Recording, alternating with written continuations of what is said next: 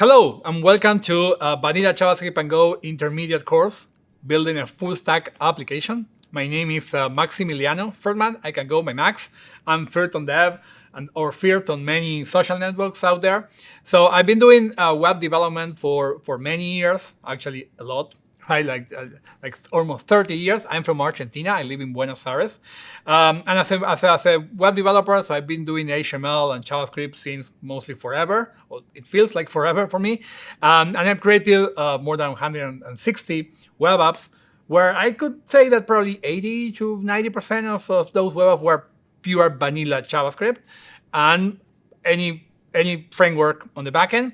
In terms of Go, of course, Go is brand new compared with all these web technologies, but I've done probably around 10 to 12 different projects with Go in the backend.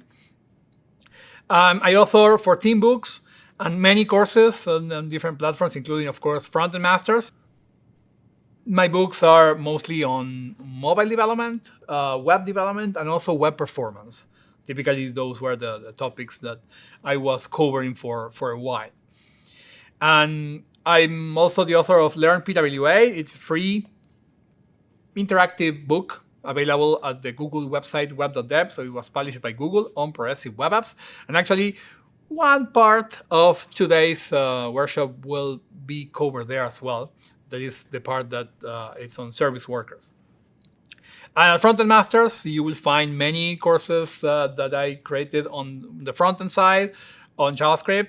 Actually, some of those courses will be linked to this one. At some point, I will tell you, well, if you want to look more on that, for example, we have web storage APIs, JavaScript in the background, and also there is the basic course for Vanilla JavaScript and Go project that we will be based on today is another course that you can find on Frontend Masters. Also, I have many mobile app courses.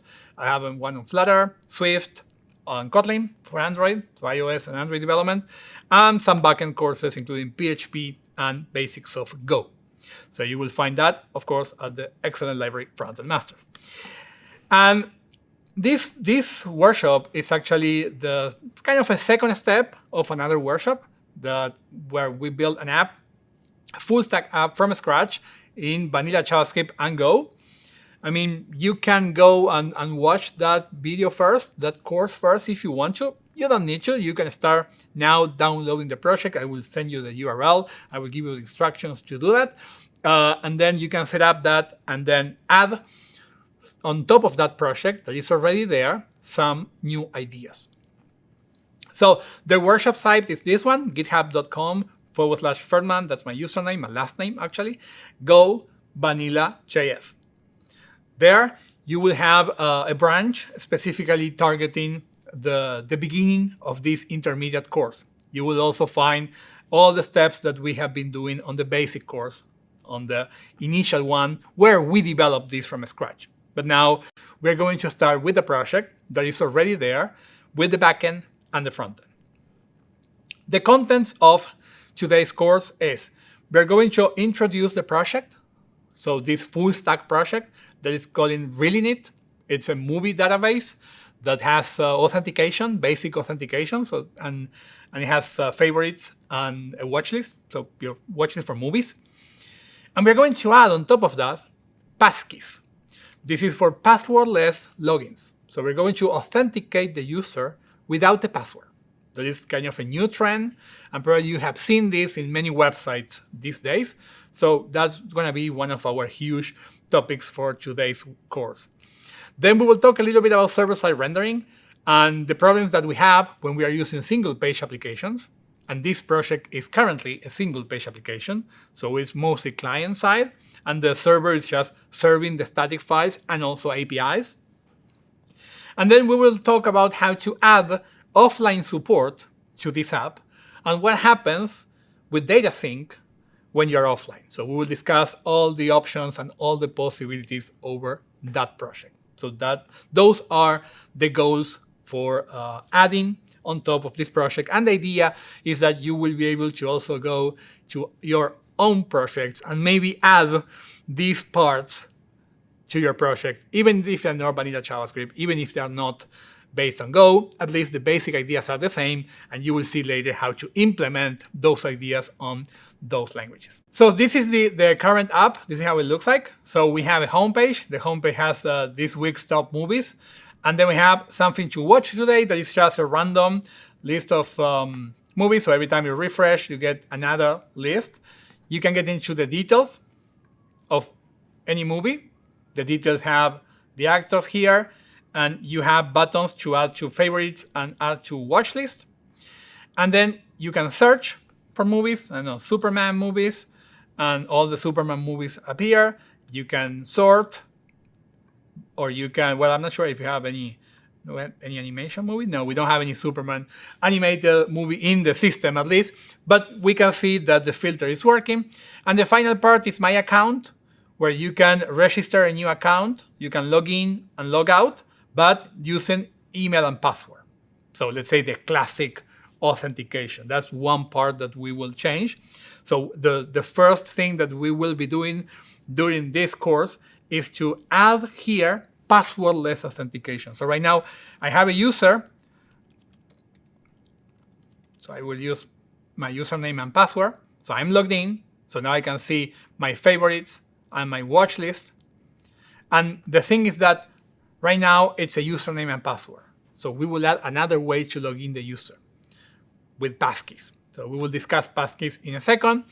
Also, one of the problems that we have with this project is that, for example, if I'm seeing Mad Max Fury Road, this is the URL, movies 123, that's the actual ID of the movie. The problem is that this is being handled client-side. Everything is being rendered client-side because it's a single-page application. If I refresh, it's still working because we have already set up a system to actually make that work server-side. But anyway, server-side, the server is just sending an empty HTML. So we have an empty HTML. We don't have the data. Actually, the HTML works in this way. We have a header, and then we have a main. The content goes to the main, and we can see the main is empty. So which means that that main is currently being injected or rendered by the client. The problem we have with that is SEO, search engine optimization, because Google, the search spider, the crawler, is not seeing the contents of the movie. So it's not going to index this properly on the server. So we will solve that with the section when we will talk about server-side rendering. So we will see how we can do that, and how we can mix server-side rendering and client-side rendering, at least on the moments where we feel that it will add value to our project. And the other thing that we will see is offline support. So how we can make this app working offline. For example, if you have your watch list with you, and if you don't have connection or the server is down, you can still see your watch list. And also we will discuss data synchronization. So what happens if I'm adding to favorites or adding to a watch list a movie, but I don't have connection in the moment I'm doing that, or the server is down. Then instead of sending a message to the user, can we do something else, like update that in the background, like many apps are doing? So we will also discuss that. So those are our three main projects for today to add to this particular Vanilla.js plus Go project. So if you clone the project and download the project and you want to work with this, the only step that you will need is to actually create a .env file that is not going to be in the repo because of security. So you need to create a new .m. Inside that .m, you actually need to add two particular keys. The database URL that you need to get from your provider. There are a lot of free providers. If you want to get more on that, please watch the basic course, Vanilla JavaScript plus Go project that I created, where we explain different providers, how to do that. Also, we need a JWT secret. We are using JSON Web Token, and the JSON Web Token needs a secret. What's a secret? Anything you can type here. So actually, you can change this string. You can put any string. The longer, the better. That's actually going to be the key that is used server-side to encrypt and decrypt the JSON web token. We explain all this stuff in the basic course. And after you set database URL, you may want to inject data in the database. And in the project, you will find an import folder. The import folder has a database dump that you can run in your database manually with any tool, in your Postgres database with any tool, or there is also an install.go script that you can run from your terminal that will take that dump and it will inject that into the database. And if you do that, then you will be ready to run this. We are using, to run the app, I'm using actually AIR. AIR is a tool that will actually check for changes in the file system and restart the server automatically. So I'm hitting AIR, so that's why when I'm going to make changes in my server, I'm not going to stop the server and run it again. We are using AIR. In case you need more information on how to install AIR or how AIR works, go to the basic course where we explain that. So if you do that, then you will be ready to run your app on localhost 8080 and see something similar to what I'm seeing here. The technologies that we are using in this project are on the backend, Go. Okay, so you need some experience on Go to follow along. The database is a Postgres database, but the project is ready to change that. So in case you want to change the database to something else, to MongoDB or something like that, we are following the data repository pattern, which means it's easy to change the repository with a new one without changing the rest of the app. So in this case, the web services, the handlers of the web services are not talking to the database. They're talking to another layer in the middle. That's the data repository. So we just change the data repository and everything will continue working properly. The data itself, so the movies, are coming from a free, open database. It's the movie database. I already prepared a subset of that database because it's huge, actually. So it's 40 megabytes of movies. We have around 5,000 movies, so we can play with searching, filtering, and see it working. At the front end, we have HTML, CSS, and pure vanilla JavaScript. So we are not using React, we are not using Angular, it's pure JavaScript. And we have our own micro library that we will see quickly in a second, because on top of that library, we will be adding our new services and our new abilities. Okay? The communication between the front end and the back end is done through HTTP using JSON RESTful APIs. So we are not using GraphQL or other frameworks for data communication. It's just pure JSON and some small protocols that we have set there when we are sending data back and forth. And we are using a lot HTTP status code directly to also send some answers from the server to the client. For example, if you are looking for a movie that does not exist in the database, the answer is HTTP status code 404, because we haven't seen that movie in the database. Okay, it's not the 200 that then in the JSON response says that there is an error. This is the currently entity relation diagram. I'm saying currently because maybe we will change it later. We have on one side movies. That's kind of our main table. The movies have, we have users, and the users have saved movies in collections. Collections are, for example, favorites and watch list. So that means this is an end-to-end relationship, which means because we are using SQL database, we are going to have an intermediate table here, okay, that will work with that relationship. Movies then have actors. This is also end-to-end, so we will have also an intermediate table here. Movies have genres, and that's also end-to-end.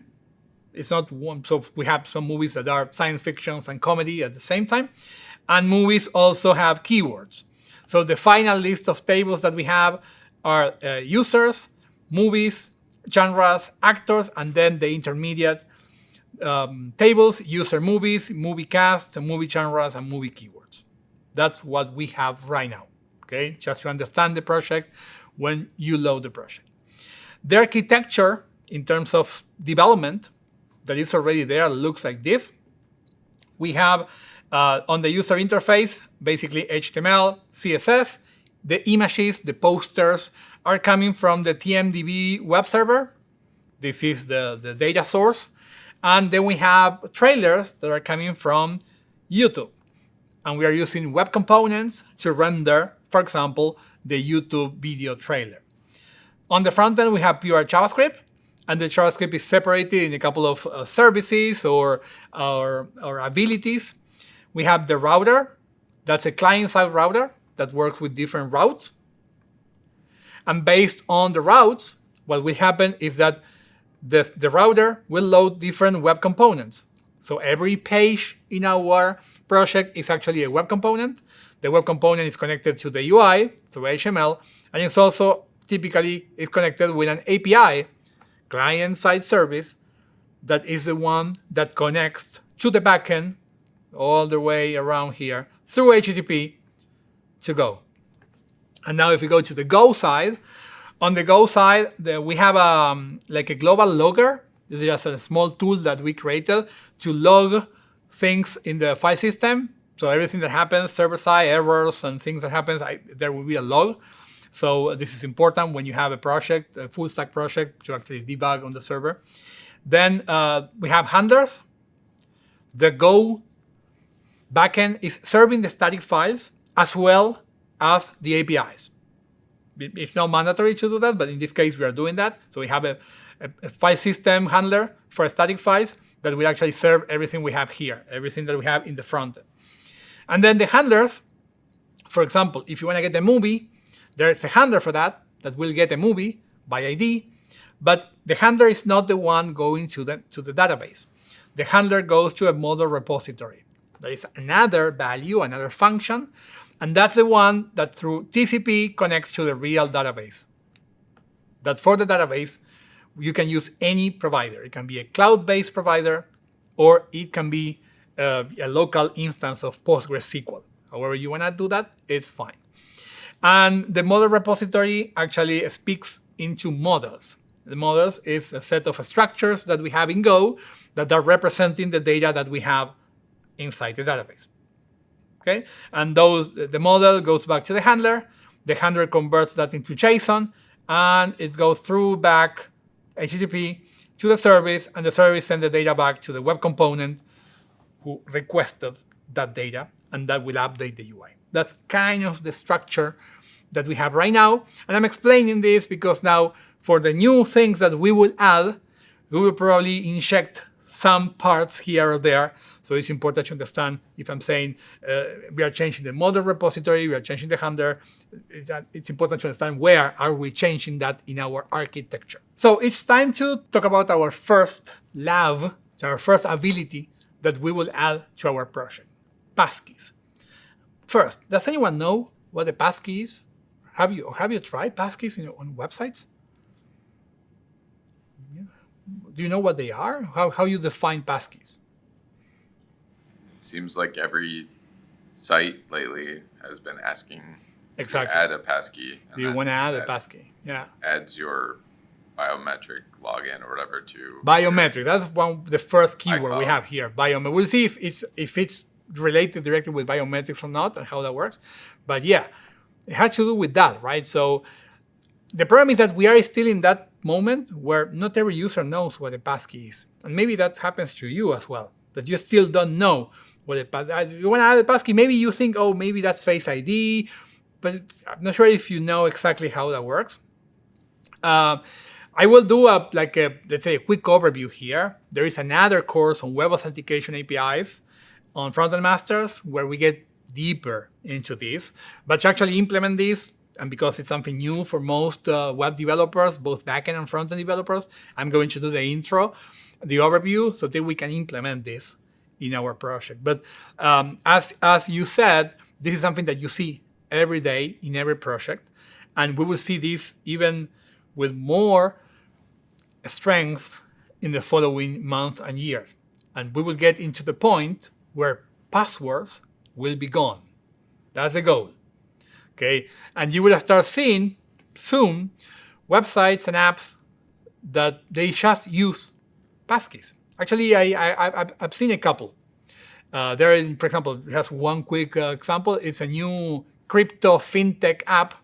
It doesn't matter which one because I'm not saying that. I was just testing the app to see how it looks like. They create a virtual MasterCard or a Visa card for Apple Pay or Android Pay. And to create an account, you don't use a password. No password.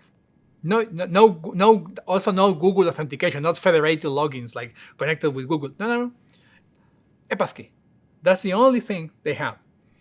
Okay, which is it was actually the first real world app that it's a website and also an app in the App Store that it's using passkey as default. Okay, and I think that we will see more of this with the years to come, but we need to understand why. So why are we doing this? Why everyone is talking about passkeys?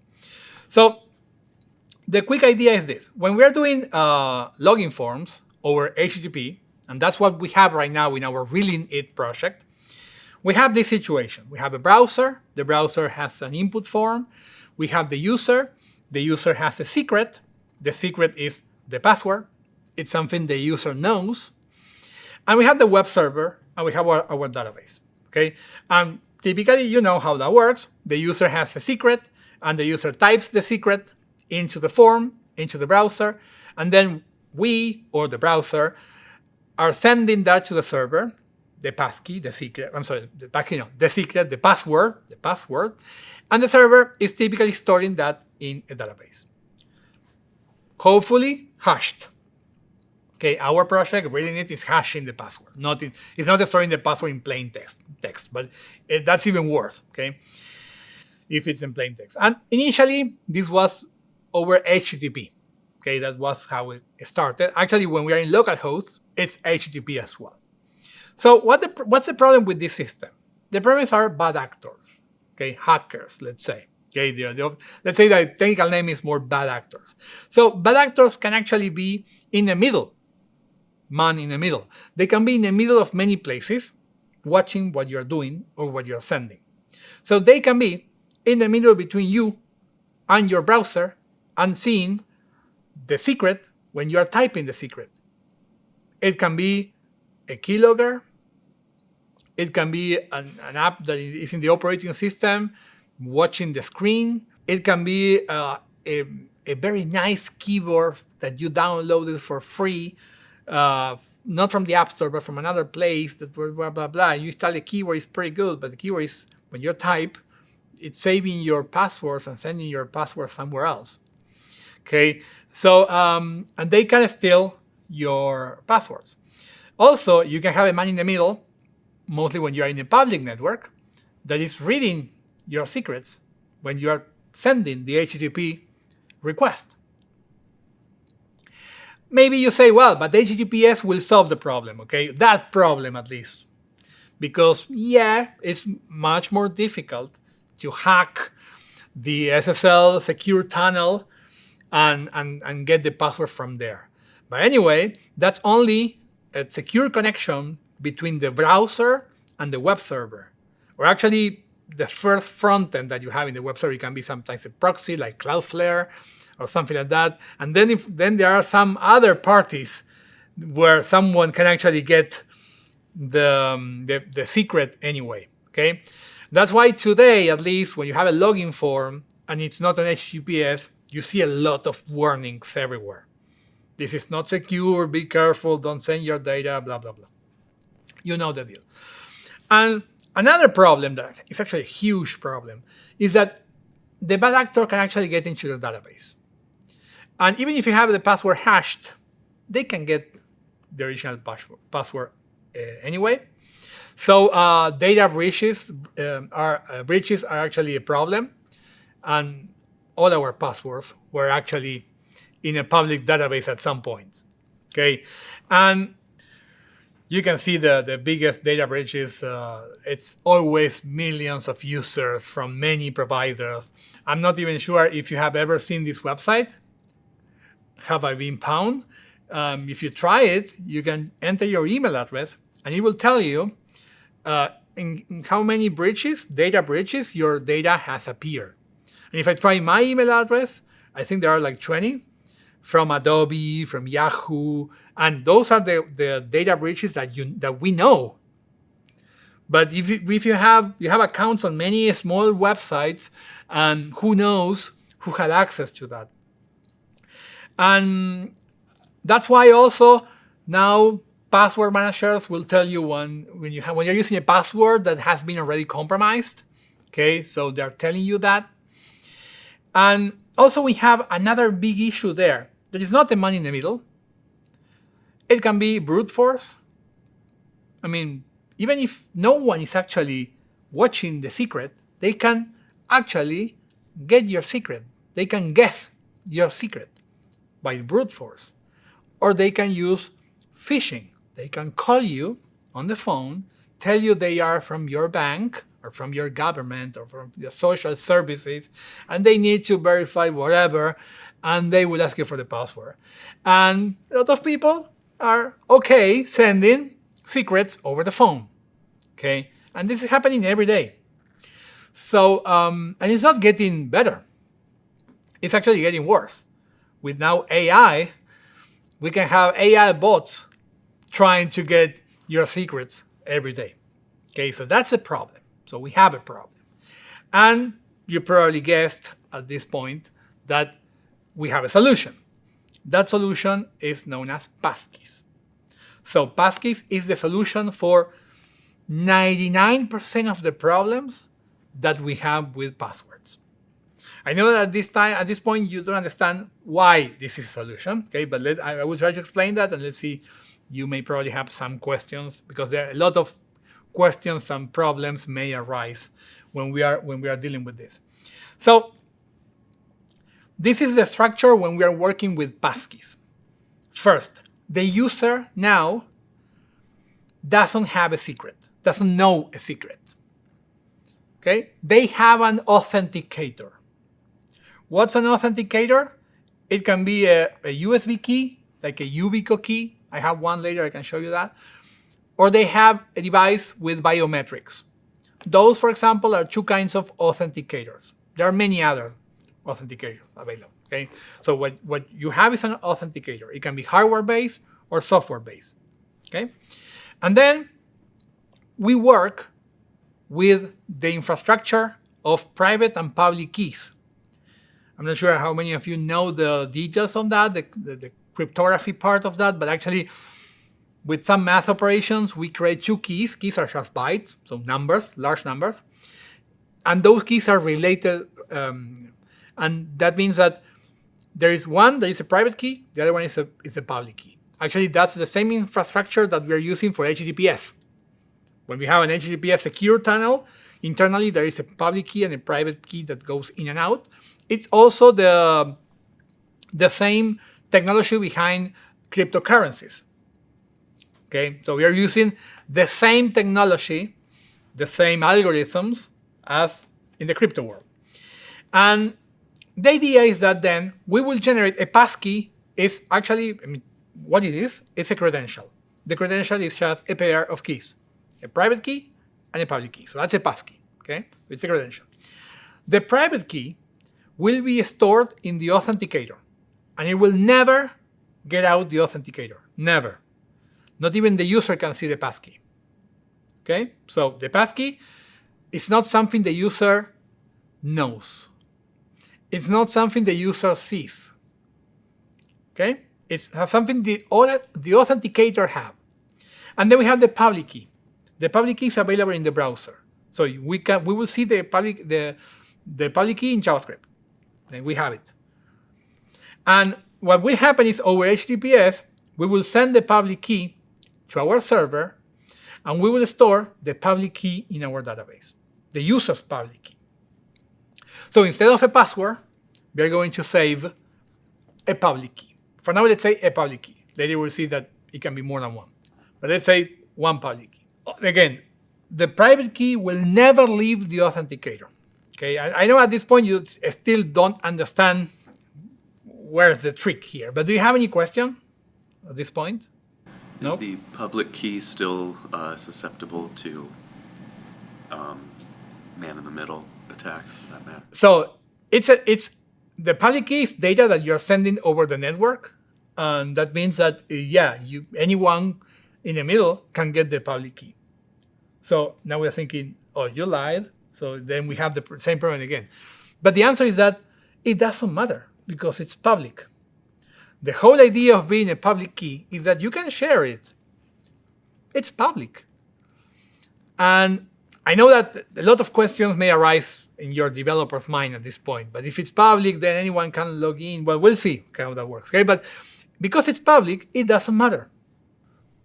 If someone is hacking in the middle the public key and getting the key, it doesn't matter. If someone is breaching my database and is stealing the whole database of public keys, it doesn't matter. Okay, and you will see why. But so then we are getting rid of that problem at once because it's public. It's not a secret. It's a public key. It's not a secret. Okay. So that means that if you have a bad actor that is attacking your server, it doesn't matter. Go ahead, get my passkeys. Okay, all yours. Yes. Is this similar to SSH keys? Or Yeah, it's not similar. The same. Okay. It's the same. It's the same technology behind SSH. The same technology behind SSL. The tunnel that we are creating. So this is a technology from the 70s, actually, even 60s, I think. But it was first implemented, I think, in the 70s. So it's not new. The thing is that we are using that technology or that system or that architecture for logging now. Okay, so that's it. So it's not new. And that also means that it hasn't been hacked in 50 years. Okay, so it seems like it's pretty secure, the whole deal between the private key and the public key. So then, bad actors on the server won't matter. Bad actors on in the user side don't matter. First, the user is not aware of the passkey. So it's not something the user knows. It's not something that you can guess by dictionary or by brute force. By brute force, theoretically, you could get the private key, but you may take 1,000,000 years with the fastest, most expensive computer we have right now. Okay, at least even with quantum computers, it's still not something that is getting better. We'll see in the future, but not now. But a possible answer will probably be to create larger keys. But anyway, so no brute force, no dictionary, no key loggers, because the private key never leaves the authenticator. And now we will talk about the possible authenticators that we have. Okay. Also, no phishing. I cannot pass a passkey over the phone, or I cannot take a screenshot of the passkey, or send the passkey by email, or I cannot have a bot in my computer or something that is, or my phone that is looking for the passkeys and stealing the passkey. No, they are stored in an authenticator. Of course, we have better and worse authenticators, but the well-known authenticator that we are using these days is biometrics. And with biometrics means both Android, Windows with Windows Hello, iOS and Apple devices, macOS, iOS, iPadOS, tvOS, and visionOS. All of them are using the same iCloud provider, and they're using your biometrics to store passkeys safely. And those passkeys, even if someone is hacking your iCloud account, or even if someone is hacking your Mac, and somehow they're getting into the space where the passkeys are stored, those passkeys, so the passkey that is a private key, is also encrypted with your biometrics. So they also need you to decrypt the passkey. Technically then, the passkey is a cryptographic credential that replaces traditional passwords by using a pair of public and private keys to securely authenticate users on apps and websites. By the way, this is not just for websites, it's also for apps, native apps. On desktop, or they can also use passkeys. Okay? We will talk about that later and how to make that work. And they are a replacement of passwords. Right now we are not besides that example that I explained before, the crypto app, the fintech, right now we are in this moment where we are having both at the same time. We have username and password and passkeys as an alternative. I mean, GitHub has passkey logging. So I can log in a new device to my GitHub account just by using my passkey, without using my email, even without using my email. I don't even need to type my email, my username on GitHub. Okay, so something important: passkey is a common noun, so it's not a trademark. Okay, it's not a library, it's not a framework, it's not a language. It's a common noun. The idea is to use it as a password. Okay, we are still in that moment where users not necessarily understand what it means. Okay, what that noun means.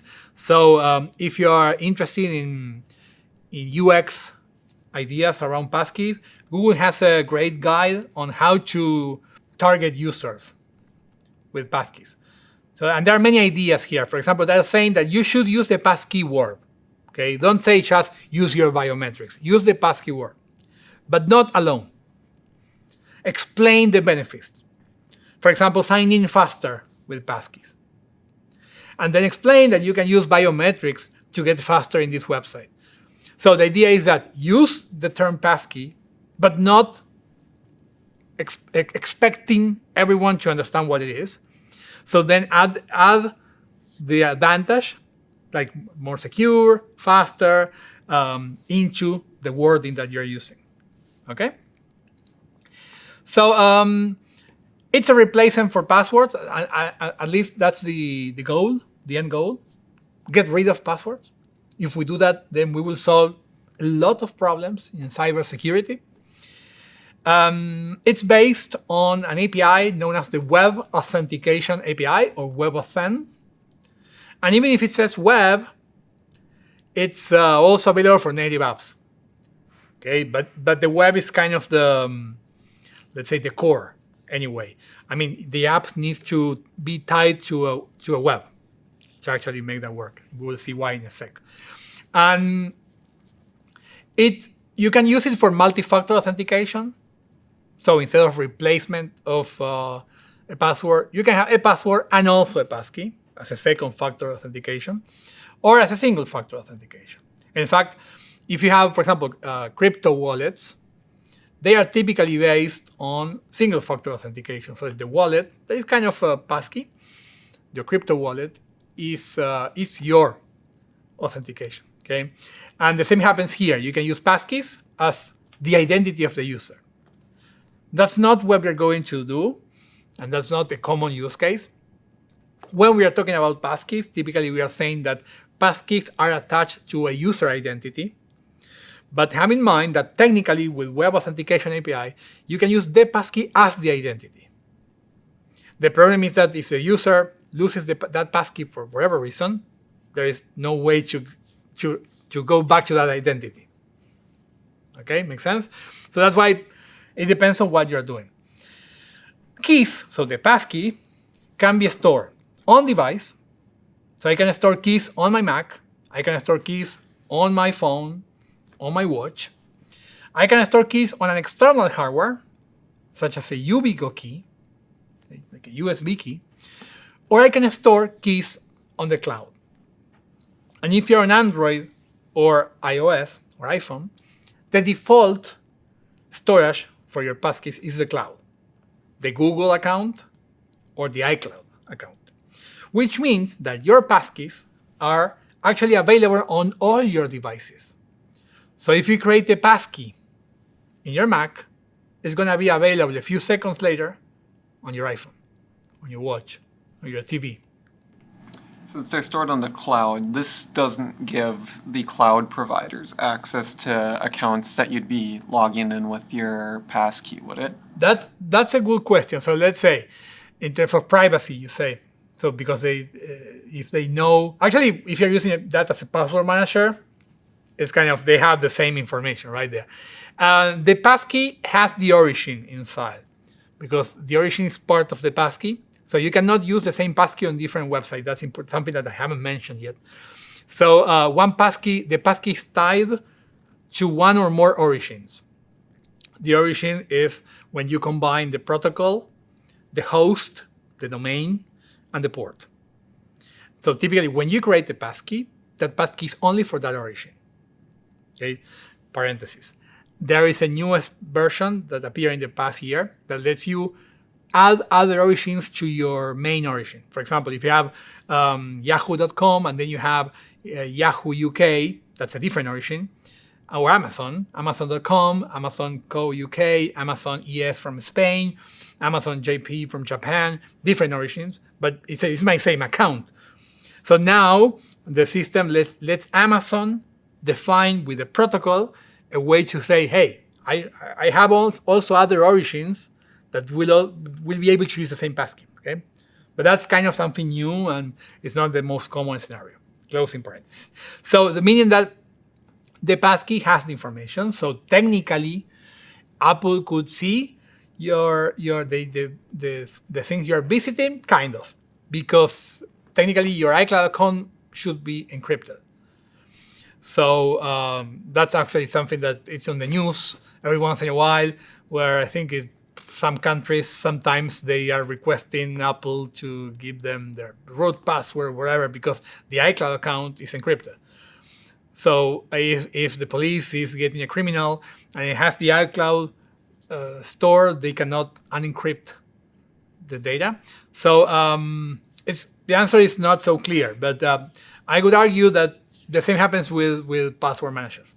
And also you are not forced to use that. Even an iPhone and Android, you can, mostly if you're an advanced user and you know what you're doing, you can decide to store passkeys on device or on external hardware.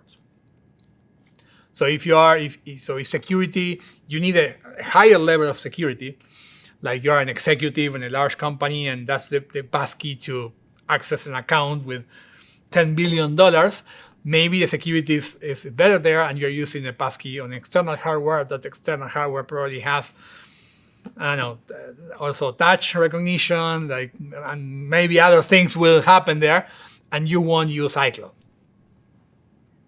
Okay, does it make sense? But the passkey technology is not tied to one type of authenticator. So it will be up to your operating system and your browser which authenticators are available. External authenticators, cloud-based authenticators, or on-device authenticators. So that means that when you have a form-based authentication, we're pretty bad in security. In fact, our really neat project is bad in authentication, as bad as most of the websites out there, by the way. And when you add multi-factor authentication, you're a bit better. Like after you log in, you need to receive a code by SMS or by email, or you have an authenticator app and you need to type the code. You are better, but you are much worse in user experience. Because now the user, how many of you are, I need to go and go open the app, the token, wait for the email to receive the token, the email is not coming, and then you need to wait 1 minute to actually resend the email. So the user experience is more frustrating. And Passkeys is the best solution in both security and user experience. In fact, logging in a website with a passkey is much faster than using just username and password, even with a password manager.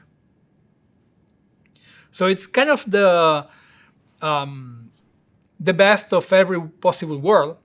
Actually, when you go to a website such as Best Buy, and there is a sign in with passkey option, you will see a native dialog from the browser, from the operating system, saying, okay, you want to use a passkey. Okay, we have one store, you have a USB key. I will show you that UI changes by browser and by operating system, but that's the idea. It's not the browser getting the private keys. It's not like that. The browser has no access to the private keys. Okay. Now, for example, GitHub, that's GitHub, you can add passkeys. And you can see that most of the time, if it's well implemented, it doesn't say passkey, it's passkeys. And you can add a passkey, not set a passkey. Why is that? Because the design pattern behind this is not actually part of the public-private key pair. Their design pattern is to have one user, many passkeys. Why is that? Because maybe you can have one passkey that you store in a USB key as a backup, one passkey in iCloud, one passkey. So you can have many passkeys to access the same service with the same identity. Okay, so that's when we are talking about our own tables, our schema in the database, we will need to think about this. It's not one-to-one, like when we have right now, we have one user, one password. Well, now it's going to be one user, many passkeys. Okay, makes sense? So you add a passkey, and that add passkey will actually pop up a native dialog from the OS to actually use authentication, or biometric authentication, or you put your USB key or whatever technology you are using. There are other interesting websites that you can use to try this. Passkeys.io is one. There are many actually. So we have Passkeys.io, Passkey.com. They're all selling the idea of passkey. Have in mind that some of these websites are sponsored by a company that is selling authentication services. But anyway, it's they're pretty good to try and test. We also have WebAuthn.me. That is pretty cool. It's crafted by Auth0. It's one of these companies selling authentication services. By the way, web authentication is the API that we use to use passkeys on websites. For many years, probably 3-4 years, we were just saying web authentication, not passkeys. Now, kind of passkeys is kind of replacing the term web authentication. And let's say that passkey is what the user uses to authenticate on websites thanks to the web authentication API. Okay, so this website is pretty cool because we can see the process, the flow. But before seeing the flow, let me show you a real world usage and how it looks like. Passkeys.io. So you can see, you can try a passkey demo. You can create an account in this website. I think the account lasts for a couple of hours and then they delete that. So it's a temporary account. So I can sign in with an email. So any email will work. It doesn't need to exist. So I will use test@test.dev as my email. So if I hit continue, now what will happen is that actually, wait, that's new. So they're actually sending a code. Okay, that's new. So I need to have that email. That's new. Probably they have been receiving a lot of things. I may use a real one if you want anyway. So let's go back here. Let's use this one. This one is going to show you the whole technical flow. Okay, so WebAuthn.me will show you the whole technical flow. And this is how that works. I need a username on email. So a passkey is attached to a username or email. So it's attached to a string that is the primary key of your website to identify users. Why do you think that we need a username or email with a passkey? Does anyone know? Something to store the public key with. No, it's not a requirement for the public key has a number. It doesn't need anything, to be honest. No. But the system, the architecture that we are building needs it. Is it like encrypted in the key itself? No, actually no. It's a simpler answer. It's because we may have different accounts on that website. Like I have a work account, personal account, so I may have different identities on one particular service. Okay, so that's why the passkeys are not just the passkey to identify myself. There is that it needs a username because I may have different myself, so I have different identities in that website. Okay, so the same device, the same iCloud account, the same website, but maybe different identities. Okay, so otherwise it's asking me for a username, and I will click register. Okay, when I click register, we will see a very nice animation of what's going on. We have, let me see if I think we can do something like this. The authenticator, the browser, and the relying party. So we know what the browser is. That's straightforward. The authenticator, I already mentioned this. Here there is a USB key icon, but the authenticator can be iCloud. Okay, that's the authenticator. And then we have the relying party. that is a technical term that probably we haven't heard too much. Who is the relying party? Our backend. So we developers, okay? So it's our backend. Our backend is the relying party. So I will register now my account, my test account with that username, and you will see the process. First, you may think at this point that the browser will request a key to the authenticator initially. No, that's not how that works. You will see that first the browser will talk to the backend. The backend will send something back. That will go to the authenticator. The authenticator will send something back to the browser, and finally we will go back to the server. Okay, let me show you it in action, and then I will explain it. So if I hit register, it goes to the server. The server sends something back, a challenge, and that challenge go now to my authenticator. And the authenticator say, hey, do you want to use Touch ID because I'm on a Mac to sign in? I will say, okay, if I want, I will use my finger on my keyboard. And now that information goes back to the browser, and then it's finally in the related party, which is now validated. So if I go to GitHub, I wanna log in my GitHub account. So I wanna sign in, but in a new computer, and I don't have a password, just a passkey. We have a problem, okay? Well, when you click sign in with the passkey, it's asking me, okay, where is the passkey? Do you have it in your iCloud keychain? No, because in my computer, so in that computer, iCloud account is not there. But I can use a phone. Okay. So I can click there, and I see a QR code. You can log in with a remote device if you're physically in the same place. So it's remote because it's not the same device. So I can take my phone, and I can take a picture of that QR code. You don't see that, but now my phone says, do you want to sign in with the passkey? And now it's searching for passkeys for that website that I may have in my iCloud account. And there is one passkey, and it says, you want to use it with your Face ID? Okay, continue. Now it's looking at my face, and I'm logged in on GitHub. No password. I didn't type my email address, anything. And now I'm in my account. It's my account. In a new browser, in a new computer. So I logged in from a phone because the phone has access to the passkey. How does that work? Well, actually, this is using the QR code for the initial communication, and after that using Bluetooth.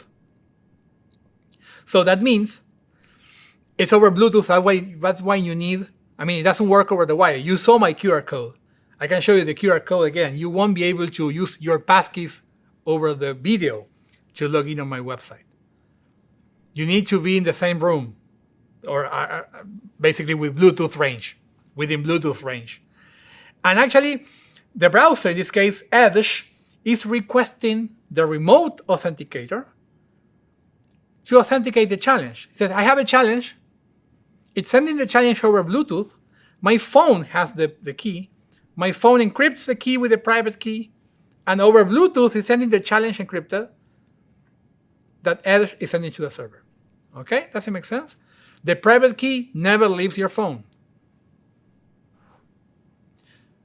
And that use case is also useful for TVs. For example, you have Netflix with a passkey. How can I log in on a TV? Well, QR code, and then you do remote login. I think I understand this, but I just want to make sure this whole concept relies on the user's key device being the only thing that can encrypt that challenge, right? The authenticator is the only one that has access to the private key, so it's the only one that can get the challenge, encrypt the challenge, and return an encrypted challenge. So if you can decrypt that encrypted challenge, that basically proves that that's the user that they say they are. Yeah, you, the web server, the relying party, you save the public key before. So then you use that public key to unencrypt the message, and you see if it's your challenge.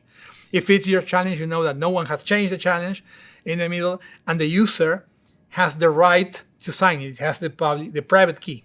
So with that, you can guarantee that it's the same user, or the user has access to the same passkey than when it was created. Okay, does it make sense?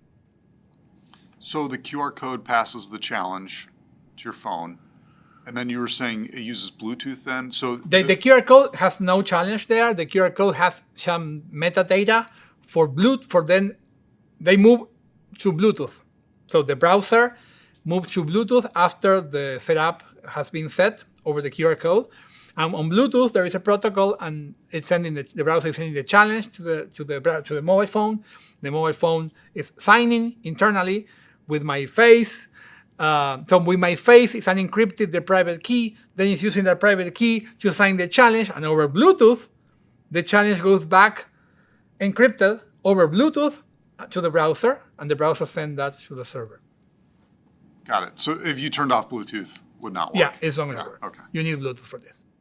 Okay, so it's time to actually implement this in our project. There are several steps that we need to make to actually make it work, both in the backend and in the front end, okay, to actually see it. So you can follow along this course by using the README file from the repo. There is a section that says intermediate course, and we have a section for passkeys. And we have here step by step everything that we need to do to actually implement passkeys in our project. We are going to start adding to our project support for this library. It's called Go WebAuthn. It's an open source library for Go to implement web authentication easily. Okay? So it's WebAuthn Go. And of course, you will find similar libraries on Node.js, PHP, Java, C#, and many other server-side frameworks, Python, and so on. If not, you need to implement everything manually, just following the protocol means with the keys, with the public key, signing, and so on. So we're going to do that. So that means that we need to stop the server. So I will open a terminal, stop my server, and just say go get and the URL of this library. This library will also use other libraries. So it's I think if from this project is probably the first dependency that has other dependencies as well. So they will all go to go.mod. So now we have a full section, a full required section here with all the dependencies that are related to web authentication. So in the future, you want to remove it, you just remove the whole group, the whole required block. Okay? So that's the first step. The second step is we need to update the database, because right now my database has no passkey table. So here you have the SQL query, a very simple SQL query that you need to run on your database, or you go and create it manually, however you want to do that. You probably know how to talk to your database. In this case, I'm using a tool, Table Plus, that is connected to my database. So I'm creating a new SQL view here. I'm pasting this, and I'm going to select everything, or here select Run All, to actually run both at the same time. And now we have the passkey ready. And now we have the passkeys table available to use from the server. So if I refresh this, if I connect again, or refresh the list of tables, I do have now my passkeys table. So it's done. From the database point of view, it's done. This is a very simple table. In the future, you may want to add more things, like you can label the passkeys, you can save when the timestamp when you created that passkey, and so on. Okay, but for now, it's more important to understand the flow than adding more data here. So that's for the database. Then we need to update in our diagram. Let's remember what we have in our project. We have just updated the tables. The next step will be to update the model repository so it can access that table, and also the model, so we will have access to the keys. Then we will need to update the handler. That's the one that handles HTTP requests for the 4 services that we will have. And finally, we will need to go to the client. We will update the API service and some code in the web components probably. So those are the things that we need to change. So going back to code, Models, actually, we are going to create a new model. So I will create inside models a new file that I will call that Passkey User. What's the idea with this? Why I'm not using the same? From file names here in models, we typically use lowercase. Why we don't use the same user? We could use the same user, but the Web Authentication API has also a user internally. So that has its own property. For example, it has a property called display name, display name, ID. It doesn't have email. So it's kind of a user specifically targeting Web Authentication API or passkeys. Okay, that's the idea. So that's why we have this one with ID, display name, and name. So it's just the data specifically targeting passkeys. What would name and display name be in this scenario? Actually, this is in the spec. The idea is that the name is internal. The name it can be the name of the user. It can be something, and display name is the public name that passkey managers or authenticators may show to the user. So, meaning that when you remember that when I went to the passwords app on the Mac here, and I can see test, or here it says username test. This is the display name. It's what do you want the user to see. That might not be the same as what you have internally. Okay, it's up to you actually. So both are strings, and you as developer decide which string you will use there. In fact, in most systems, you use the name and the email. Maybe the name is the email, display name is the name of the account, or email on both. It's your definition, okay? You decide.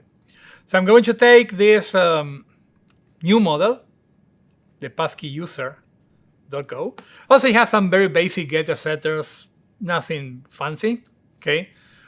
It's just, for example, in this case, update credential is in case, so the spec, we are not getting too deep today into the internals of web authentication. Again, the other course, Web Authentication API, will do that. But actually, when you log in, the system lets you update the credential, which means that for some reason the public key has changed. So there is a process available that may lead to that. So the next time you use the passkeys, like the server is requesting you to update your credential for the future, for things like that. Well, this is covering that use case. And then setters and getters, nothing so fancy. So it's just a structure with some getters and setters that are needed by the Web Authentication API. So the Web Authentication API needs a structure with methods complying with an interface. So here we are complying with that interface. Okay, that's the idea. So that's the model. If we go in order, like from backwards, actually, the next thing that we can change is the repository. We do have inside data interfaces.go, where we define here the interfaces for each data repository. So the first step is to copy the Passkey store interface. So what will be the idea? We are going to implement all these methods with following the repository design pattern. By the way, we have an error on web authentication because that's something that we probably need to import. So control space here. I'm going to select that one. That's the dependency, the package that we imported before. Okay. So what are the things we have here? Get user by email and get user by ID is pretty straightforward. They need to go to the database and find the user by email or by ID. Save user will save the new credentials, things like that. And then we have some methods with the session name, session, okay? We have generate the session ID, get the session, save the session, delete the session. What's a session? Let's start with that. Does anyone know? What's a session from a backend point of view? Or Go point of view, if you want. Actually, backend, because Go has no idea of session. It's a pattern we are creating right now. I assume this is the concept of creating a session token that you send, like the JWT token. Similar, but the JWT is something that you don't save server-side. And a session, it's something that you save server-side. That's kind of the difference. So it complies with the same, so it resolves the same problem, but in a different way. A session is something on the server. GWT is something that goes to the client. So the session is a concept that has been in web development since the first version of PHP in the 90s. Because HTTP is stateless, we cannot keep the state on the server for every request from the client. I mean, you refresh a page, and from the server point of view, you're a new user. The server doesn't know that you are the same user as 1 second ago, okay? Because it's stateless. So we created over that an idea known as a session that through a cookie, the server sends a cookie with an ID, session ID, or something like that. And next time, because it's a cookie, the client will send the cookie, and then the server will restore the session by its ID. And that session may include some data attached to that user, okay? Why do we need a session here? By the way, session is not the only way to implement this. So these are for session management. But why do we need session? From what we've been seeing so far of the flow, why do you think we need a session? To save the challenge to compare it later. To save the challenge. Because remember, we need to create a challenge, send the challenge, and then wait for the response that might take a minute because the user might be looking into the backpack for the key, setting the key. So it takes time to actually encrypt that challenge. It will go back to the server. The server needs to know the challenge. So we're going to use the session to save the challenge server side, okay, to compare that later. And the cookie will not contain the challenge. The cookie will contain just the session ID. There are other ways we can save this in a database. So we can have in the user's database, like a pending challenge or something like that, or we can have a table of pending challenges. So we can use other sources as well. This is an in-memory session that we are going to create. So if you stop the server, you will lose all your pending challenges. Okay, just a basic session management solution that we are creating. But we need it for the challenge. Does it make sense? Cool. So now that we have the interface, the largest code that we're going to add here to our project is actually the Passkey repository. So now we need to go to data again, the data folder, and we're going to add a new file, Passkey repository.go. And I'm going to just paste it and then we will analyze the code. It has a lot of code. This is a larger one. It's not complicated to follow, but it takes time. So that's why I'm going to just paste this into Passkey repository, and then we can take some time to analyze what we have. So the Passkey repository first is a structure. The structure has the database because it needs the database to talk to the database, to the users table and the passkeys table. It has the sessions. This is actually a map of a string and session data. So this is actually the session structure in memory. So that we have access to the session and to a logger to send error messages to the logger. We have the factory, usual pattern that we use in Go to create a new Passkey repository. And then we implement the method. The session part is actually pretty straightforward. This is a dictionary. It's a map actually in Go.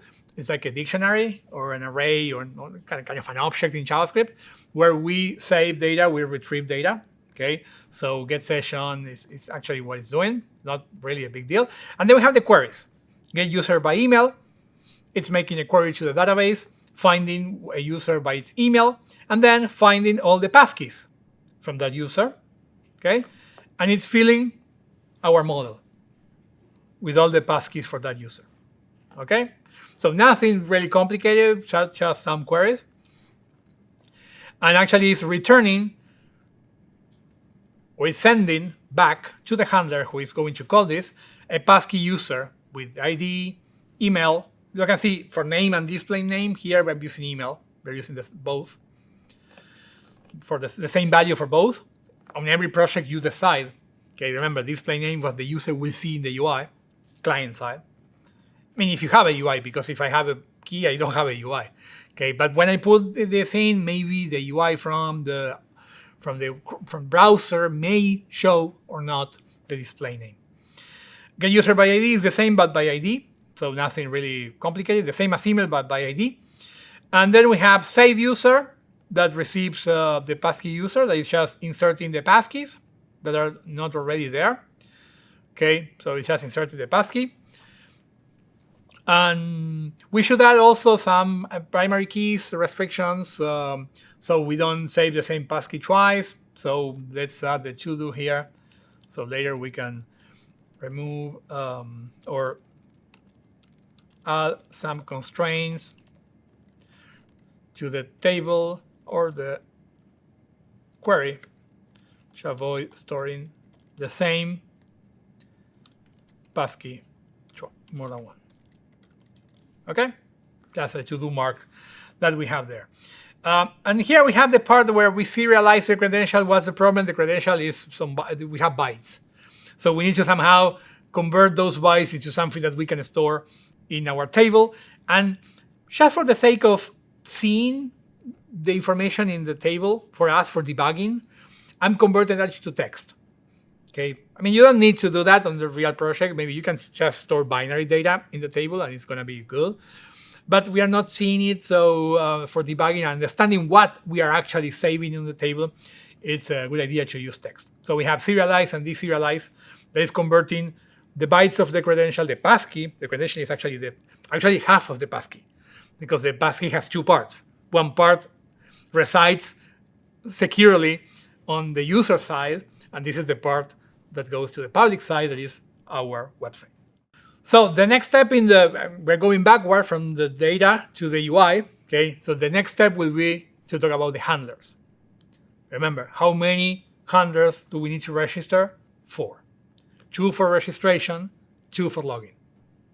Okay, and actually those handlers are the ones that will use the web authentication API mostly, because right now this is just talking to the data. It's not really creating credentials or opening or creating the challenge. It's not here.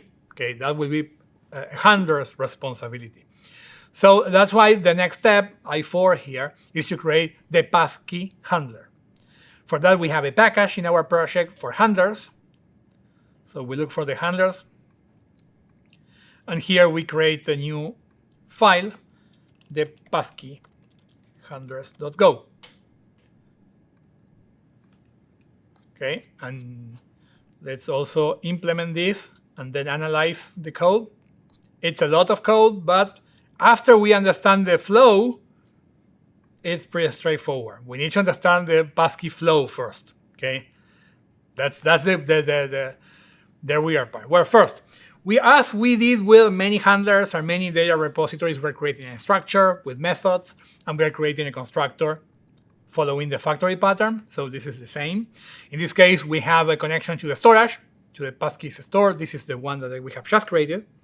Okay, so the one that talks to the database. We have a logger, and we have also a link to the web authentication library. Okay, that we will see later how to initialize.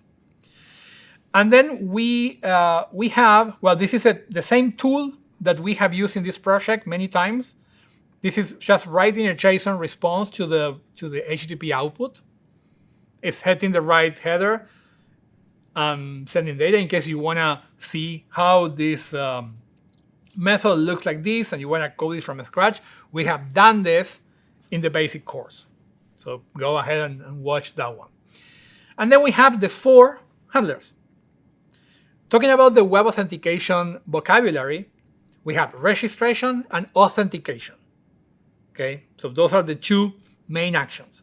And we have begin and end on each of those. So web authentication, registration, begin, handler. First, it's verifying if we have the email. And this is important. I'm getting the email, we have 4, right? So let's say we have 4 services. We have registration, begin and end. And we have authentication, begin and end. I have a question for you, so I need to move your brain for a second. Do we need a JSON web token for some of those? So do we need the user to be logged in any of these 4 services? Why I'm asking this? If I'm going to main.go, we do have some or a lot of handlers that don't need authentication. For example, to get the movies, to register an account. We have another set of handlers that needs authentication. So we have a middleware that says, oh, if you want to access that API, you need to be authenticated. So now we are creating 4 new APIs or 4 new endpoints with a handler. Do we need them to have the authentication or not? I would think you might need authentication on the end on the end. On the end of registration. both, you say? Yeah. The quick answer is no.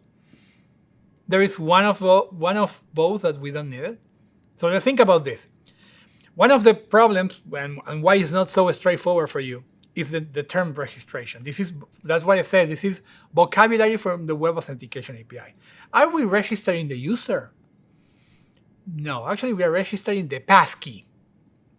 Okay, not the user, the passkey.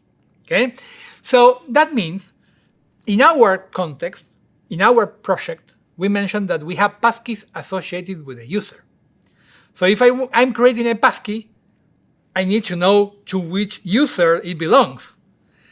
So I need authentication.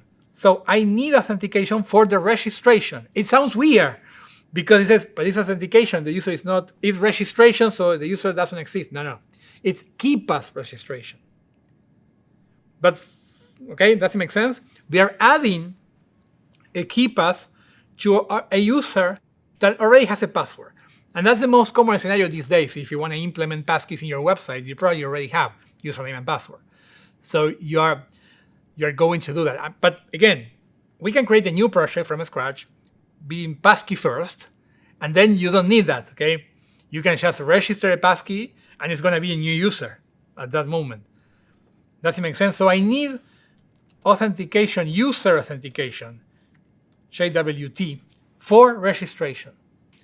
But do I need it for authentication? This is to authenticate, to see if a passkey is valid, that is being used for authentication. So I want to authenticate the user using a passkey, not a password. So if I want to authenticate the user, it's because the user is not authenticated yet. Okay? So that means these endpoints will be public. I don't need them to go through the authentication middleware. Does it make sense? Gets a little complicated, but again, we need to understand that which is our entity. Are we talking about user registration or passkey registration? Okay, and actually, I think this is a problem it's not a problem, but it's a problem for us in the vocabulary, because authentication, you don't authenticate the passkey, you authenticate the user through the passkey. So you register passkeys, but then you authenticate user through the passkey. So it's kind of weird, the term, so it can take some time to get used to what it means. So, okay, just so I hopefully understand, registration is when a user may or may not be signed in, but you'd be registering a passkey for them. Are we talking about from this project's point of view or from the API's point of view? Because the answer is different. From this project point of view, from our project's point of view, we are going to register passkeys only for registered users.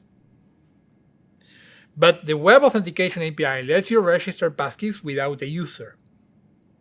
It's just a passkey. So what's a passkey? A pair of keys, a public and a private key. You don't need a user for that. Okay, but on a real project, typically, you need a user entity to then assign the passkey to. Okay, so that's why I'm saying that from our project's point of view, we will need authentication for the registration endpoints, but not for the authentication endpoints.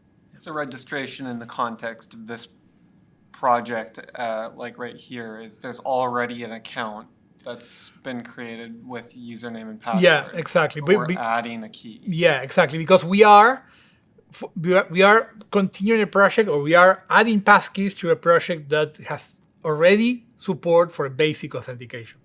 So that means that our whole system works with users already. Something completely different is that if you start a project from scratch and you have passkeys from day one. When you do that, then you can think differently. And then maybe you create a passkey without a user. And after you have the passkey, you ask the user some metadata. So how's your user, your email? Maybe I want your email anyway. And then, so I have a passkey that is still waiting for identity, waiting for user. And then the user fills a form.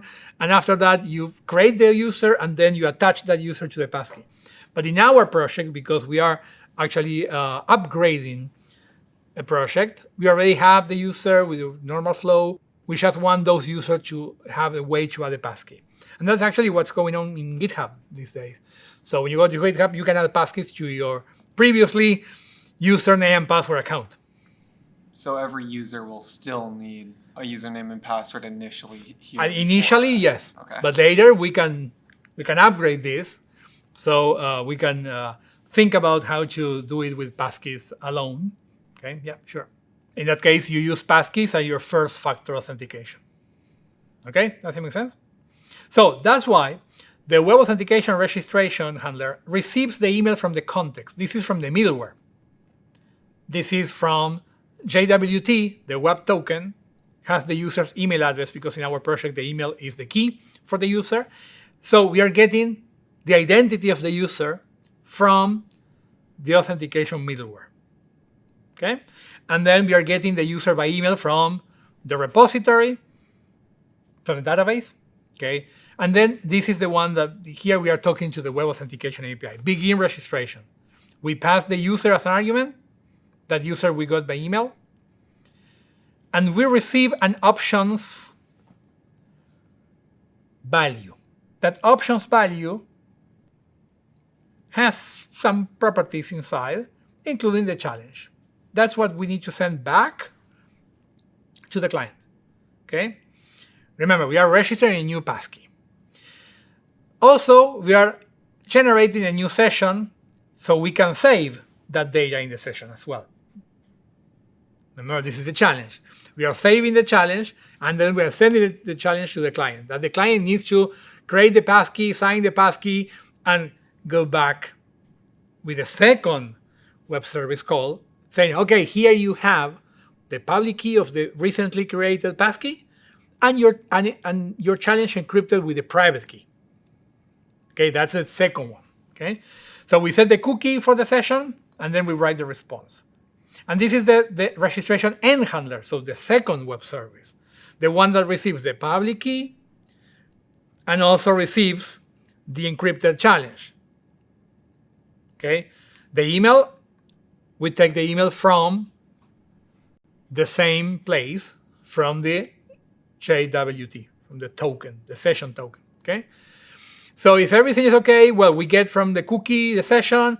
We need why do we need the cookie, the session? Because we need to retrieve the challenge, the original unencrypted challenge that we created, and we call to the Web Authentication API finish registration. Okay, so finish registration is the one that we need to pass the user and the session. It will actually check if everything works. So actually internally, it takes the public key, it takes the encrypted challenge, it decrypts the encrypted challenge with the public key that it has received from the client, and once it has that challenge unencrypted, it compares it with the session challenge. Does it make sense? So if it's okay, it will return you a credential object. If not, it will give you an error. So if there is an error, I'm clearing up the cookie, something happened, I don't know, I am sending an error saying no. Something happened, maybe you tried to hijack, someone tried to hijack the key in the middle, something happened, I'm not going to accept that public key that you sent me. Does it make sense? If everything is okay, at that point, I'm going to store the credential in the database. Do you have any question on that? Do we then send back a JWT after this? Because okay. That's a good question. I mean, your flow of thought is really good, but it's not the right time for that flow of thought. So why? Because we are registering the passkey. Right. So that means that we already have HAWT. So we don't need to send one. Okay.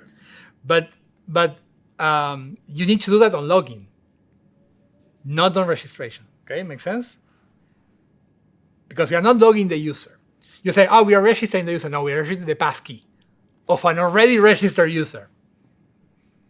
So we need to separate this idea. We have the user and we have the passkey. Here we are even that's why I said that the register key, the register name here sometimes adds confusion. We are registering not the user, but the passkey. The user is already logged in. Okay? And for the authentication, so this is login. Okay, so for the authentication, we also have two things. Okay, but in this case, remember, for login, this is for logging a user with a passkey.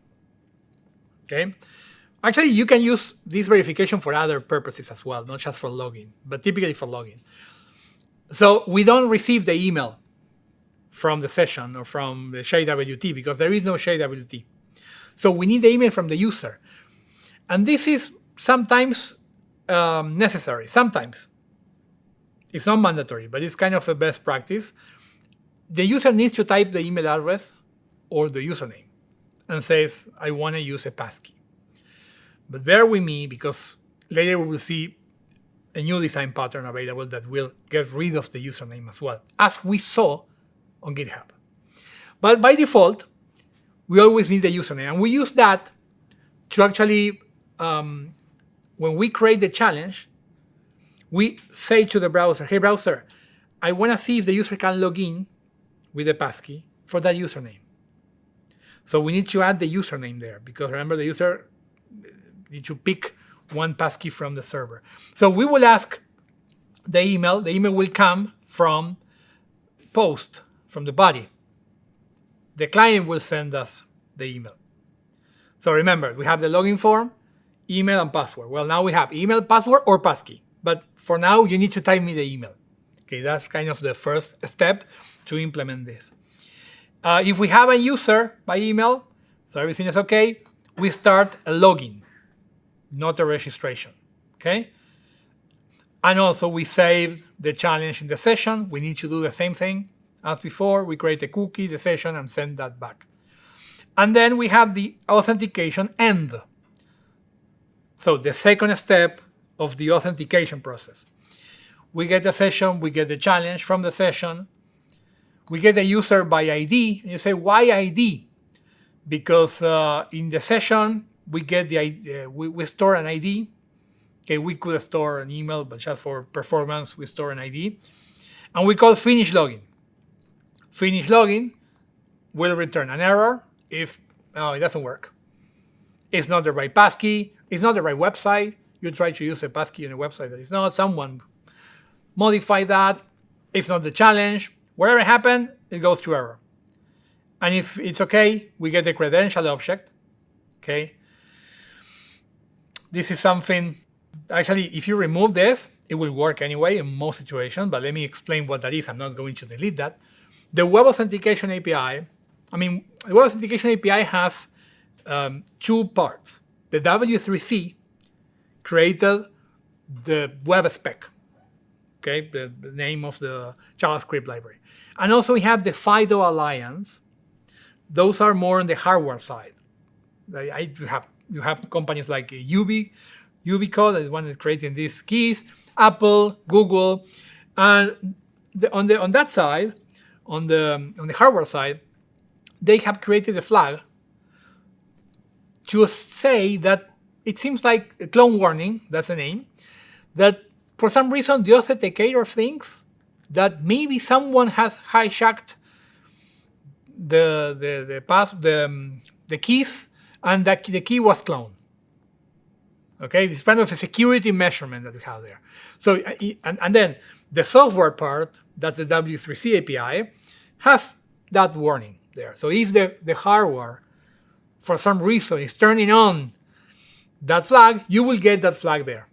So then you say, just in case I'm not taking your passkey because the authenticator actually, well, it has the key, the private key. It has encrypted the challenge, but it's not trusting it for some reason. So it's just telling me be careful with this, okay?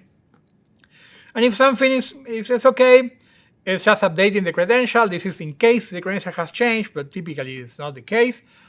We delete the session and kind of we're done. This is deleting the session and the cookie, so we are removing the challenge. We don't need the challenge anymore, okay?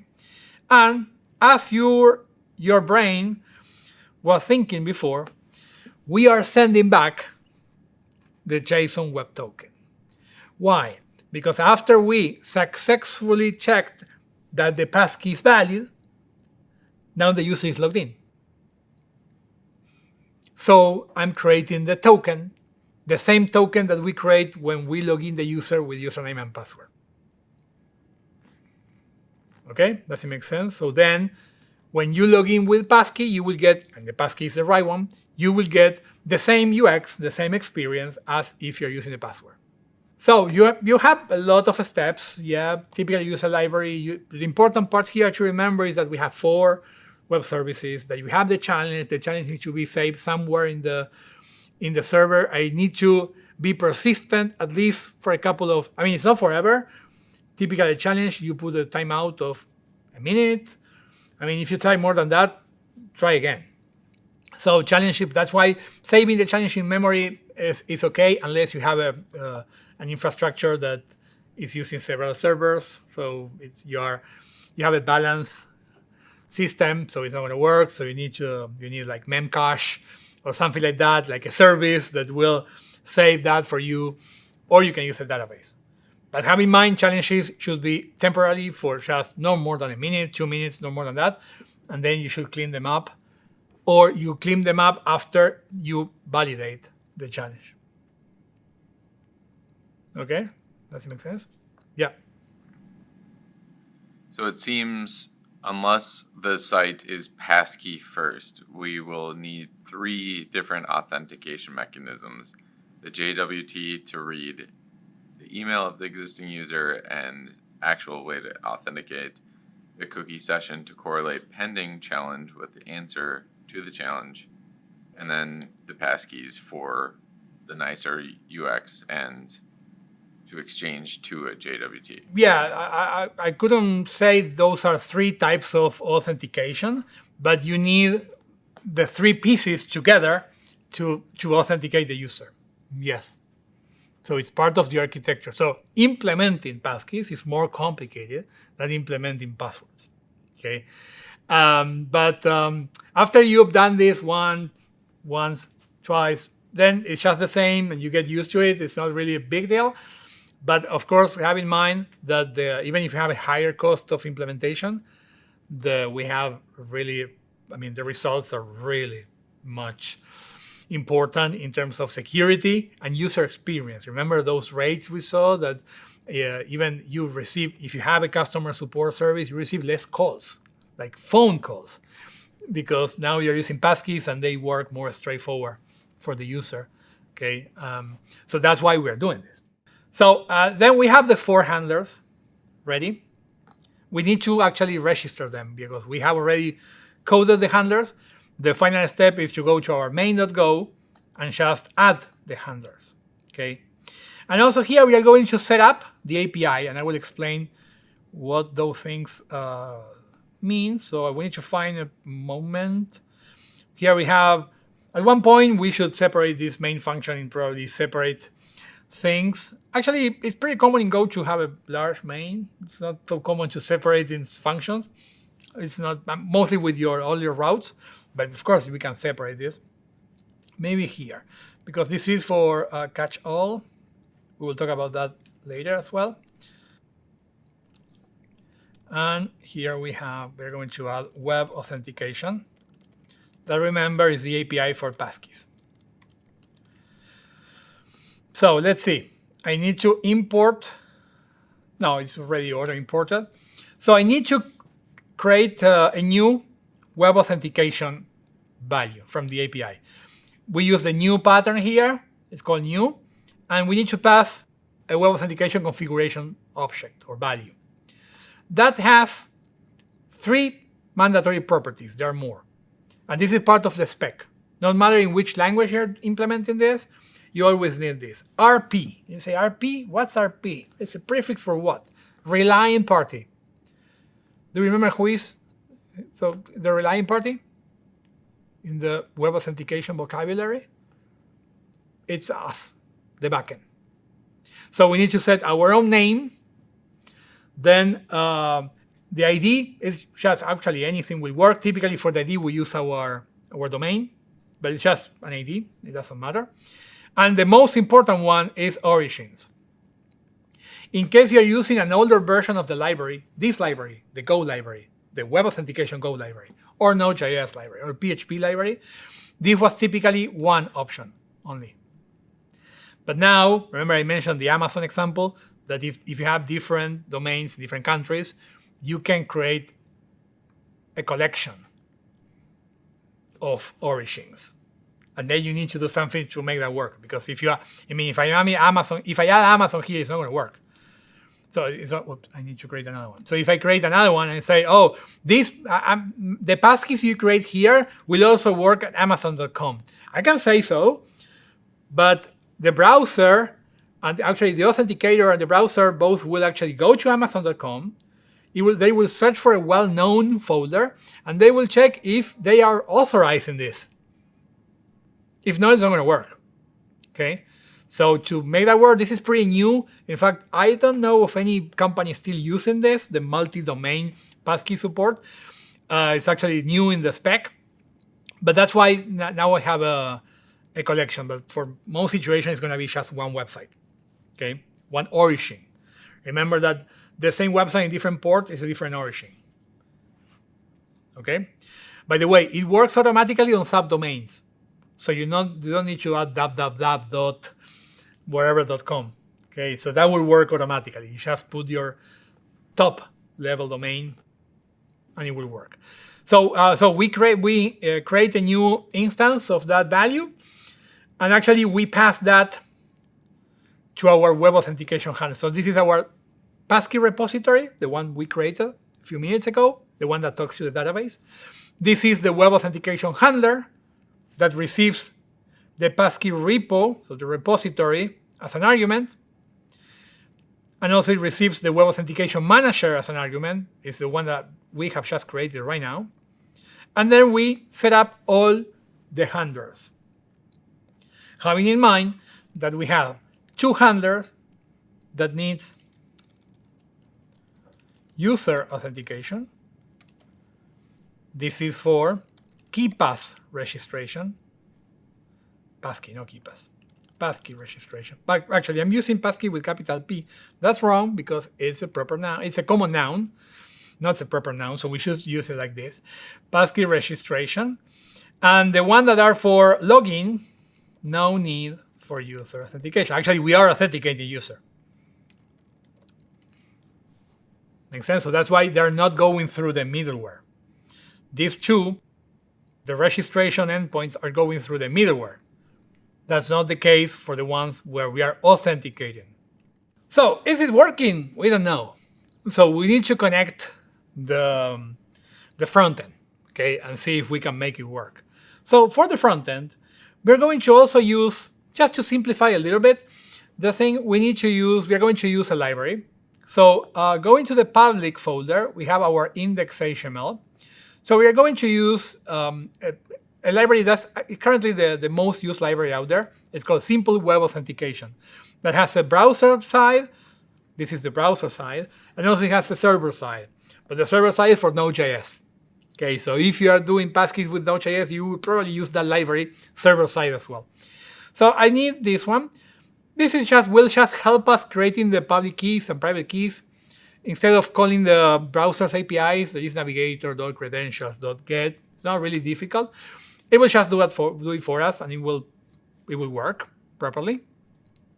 So I will just go and paste this in my HTML before loading our own app. So it's a dependency, okay, to our app. I mean, if you change the order, it probably won't matter, but it's better to load it first. mostly when you have defer, when you have more than one scripts with defer, they will be loaded in order. If not, the order might be different. Okay, so if you use defer, they will be loaded in order. So after we do that, that means that now we can use this library client side as well. That will help us with this. And also, because we are in the HTML, let's try to see how we are going to do this today. And of course, later you can change the UI if you prefer a different user experience. So we will have two experiences. One, when you are logged in. The logged in experience is to register a new key or add a new passkey. We are going to just add another button here. So when I'm logged in, this is the account page. So in the account page, I'm going to add one more button for creating a new passkey or adding a passkey. Okay? And then when I'm logged out, in the login section, we will have another button here saying login with passkey. Okay? Later you can change the UI, but just to see if our whole process works, we will do that. So then in our HTML, we have templates, one template per page. So if you go to the template account, we'll look for templates is movies, register, login, account. So in the template account, I'm going to add a new button. You can also copy and paste it from the README if you want. And on click on that button, we will do something, and we can call this something around add a new passkey for faster login. I'm not sure if it's going to look nice in my UI, but something like that. Okay. And on click, I need to call something that I don't have yet. So maybe I will create here a new service in my app. Okay, we can call it however you want, but this is gonna be something like add new passkey or something like that. Okay, we can change the name later. So that's a button we have here, and then in login, we are going to add another button also that will say login with passkey or use a passkey. Okay, makes sense? And then here we will call app.login with passkey. Something important in our design is that now we should get rid of the require for the password. Because now the password is not required. Okay? And also, I should change the type of my button. So I have two buttons now in the same form. So by default, they will both execute on submit. So both will try to make a login with password. Does anyone know how to separate the button from that operation in HTML? So I want the second button to not submit the form. Should you say on the first button, type submit? It's with type, but actually submit is by default. So what I need to say that this is not submit. So I need to change the type of this button to button. I know it sounds weird, but buttons can be buttons or submit buttons. By default, they are submit buttons. So I will say this is not a submit button and the type is button. So a button with type button will do no operation by default. Okay? Does it make sense? Would you still need to do prevent default if it's type button, or is that only on submit? No, if it's type button, because it's not submitting, actually because it's doing nothing, there is nothing to prevent. So, I mean, you can still call event prevent default, but it will do nothing. Yeah, it doesn't matter. We just ignore that call. So every event in JavaScript in the DOM has the prevent default method, but not on every event, on every element, it's actually doing something with that. Okay, so there are most of them will just ignore the call. Well, next, we should change the app to add those two services. Okay, so our app is just a collection of services that we have. So we should have a login with passkey that we will fill later. So I will say login with passkey. It's an arrow function, empty for now. And the other one was, let me see exactly what I added as the name. So it was in the template account here. add new passkey. So I will also add new passkey, for now empty. And we could add everything here, okay, all the logic to call the APIs, but maybe it's better to separate this. So this is our app is our controller. So that's why we will create a new service. Right now we have some services, client side, so I'm creating a new service, and we will call this service Passkey. Passkey.js. Okay? So this service is the one that will do all the magic. We can code it manually. Actually, it's not a big deal, but we already have it here as well. This is I8. That's the title. So I will just copy this and then analyze it. Also, it looks more code than it is on my computer because I'm using a very large font size, okay, but it's not a lot of code, actually. So then I'm going to Passkey.js, and let's see what we have. Remember, we are here, client side, okay? Server side, we have 4 services, okay? Do we need 4 services also client side? So server side, we have 4 services. Do we need 4 services client side? Actually, we can merge them. So we can have only 2 for register and for authentication. Internally, they will call the 2 services to the server. Okay? So for example, first we go and start a registration. Okay? So we do that, sending by post data. In this case, also we are sending the JWT. Why? Because we need to be an authenticated user to create a new passkey. Remember, we said so before. And we are receiving the response. What's the response? We haven't seen it yet, but we will see it in a minute if everything works. That response will contain the challenge, among other metadata. So in that case, if we didn't get a response, well, we create an error in our system. And then if we do have a response, we are talking to our API, Simple Web Authentication Browser API, and we are starting a registration with the public key that we received there. If everything is okay, we receive a response from the authenticator. It can be the key, it can be Face ID, and then we make the second call to the server. Does it make sense? Attestation response will have the new public key, the new passkey public key, and also the encrypted challenge, among other metadata. Okay, so we are sending that to our second endpoint for registration, and we wait for the response. If it's okay, we are just showing a message. If it's not, we are showing an error message. Login, on the other hand, doesn't need to be authenticated, but we actually need to have an email. So we receive an email as an argument. This is how we are doing it right now. There is a next step that I will explain later that will let you get rid of the email. That is brand new in the Passkey world. So if you do that, in this case it's simple. We start with begin, so we call begin. Something similar, we start authentication with what the server is returning, the challenge, the login challenge.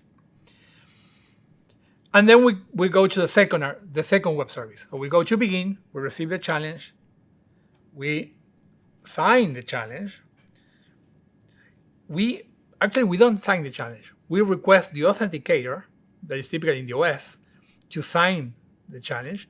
The user has to make a gesture, like put a finger, put your face, touch this. So there is a mandatory user interaction. So if the user is not actually active selecting this, passkeys cannot be used to encrypt or decrypt data. Okay, that's part of the spec. The spec needs user authentication, user verification, at least in most of the authenticators. It gets more complicated. Remember, if you want to get deeper in that, go ahead and watch the Web Authentication API course. When we are done, well, we are receiving the JWT, the token from the server, and we are going to account. This means that we could log in the user without the password, just with a passkey. Well, now I should be able to call these two new services that I have created from here. Okay, so that's like the last step. So to do that, we can do it manually. Actually, it's not really complicated to do it manually, because what do we need to do? If you think about it, you have them here. Okay, anyway, but you can see it's pretty straightforward. So we have this username, but I will explain what that is in a second. So we go to app.js, and then, well, actually, if I add them here, it's not going to work. I should do this, because I already set up the parts there. So this is async because we have an await, like that. Oh, by the way, I'm putting async in the wrong place. And this is something I already have login with Passkey, but let me remove that one, like this. So let me do something like that. Yeah.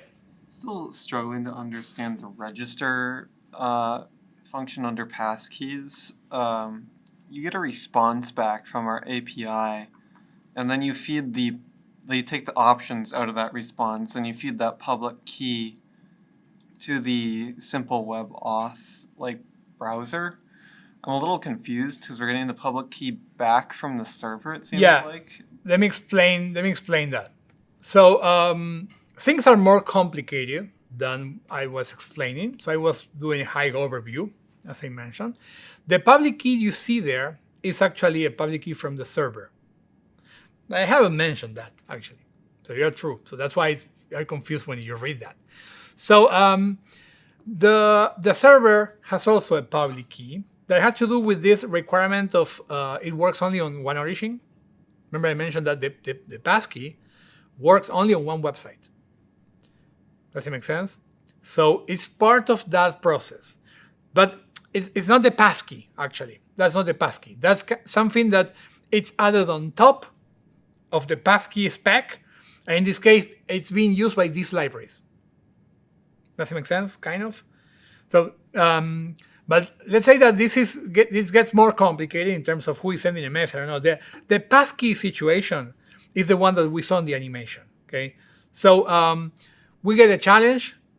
The challenge is being signed from the client, from the authenticator on the client side.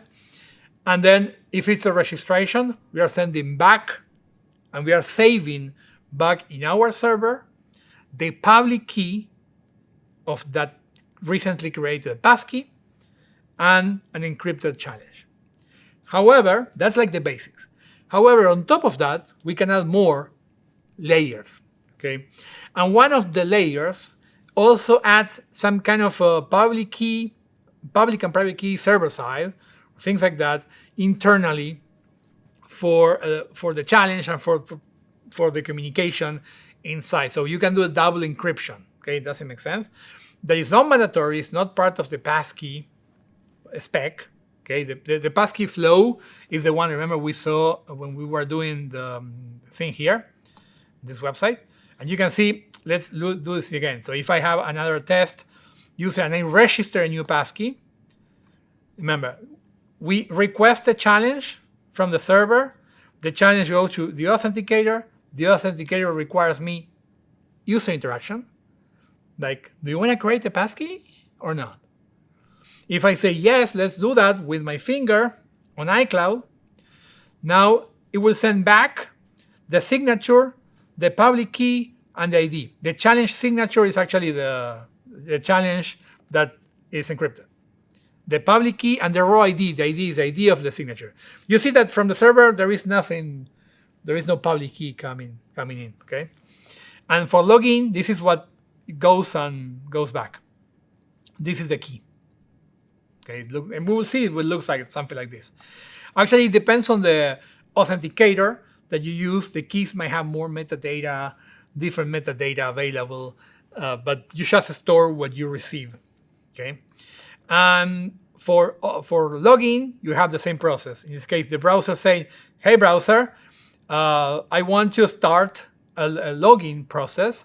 So if I do that, is sending the username, it comes back with a challenge, and then this. And if now it's going to encrypt that challenge, and the server validated that when it unencrypted the challenge, it was the right challenge, the one I sent. So it's you. Okay. Remember to see this when you are confused about the process. Go back to this animation. That will give you the quick view of what's going on. Okay, make sense? Okay, let's go back here. Let me see where we are, if I'm missing something. So I add a new key, calling register, login with Passkey. I think we're good. Are you ready to try this? Probably I will have a bug somewhere, we'll see. Let me first turn on because I turned off my server when I added the dependency, so I don't have a server running. It says serving the files, which means there is no Go compilation errors, at least. Maybe we may have an execution problem. Let's go to our website, refresh. And now we can see that we do have login and login with Passkey. Well, let's try login with Passkey. Do we have any Passkey? Not really, okay, but I can try. So I can say test.dev and click login with Passkey and see what happens. And let's start debugging our app. So first it says Passkeys is not defined in login with Passkey. So let's go line 123 on Passkeys. On app.js. So we have a bug here on await Passkeys authenticate. Oh, I think it's because I need to import the Passkey service because I pasted, I didn't type it. Okay, I need to import. So now if I go into the top, I have the import. Okay, cool. Let's try again. I'm getting a lot of errors here. Those errors are coming from actually an extension in my Chrome. So I can change, I can switch Chrome versions just to reduce those problems that I have with one extension in my Chrome. So if I try this test.dev and login with Passkey, I have another typo. I think it's in the same place, right? In 124. So let's look at it. Yeah, I had double S for some reason. Copy the email, can do it faster.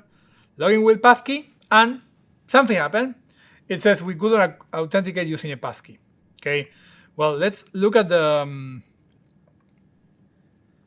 network tab, and I'm getting a 404 user not found,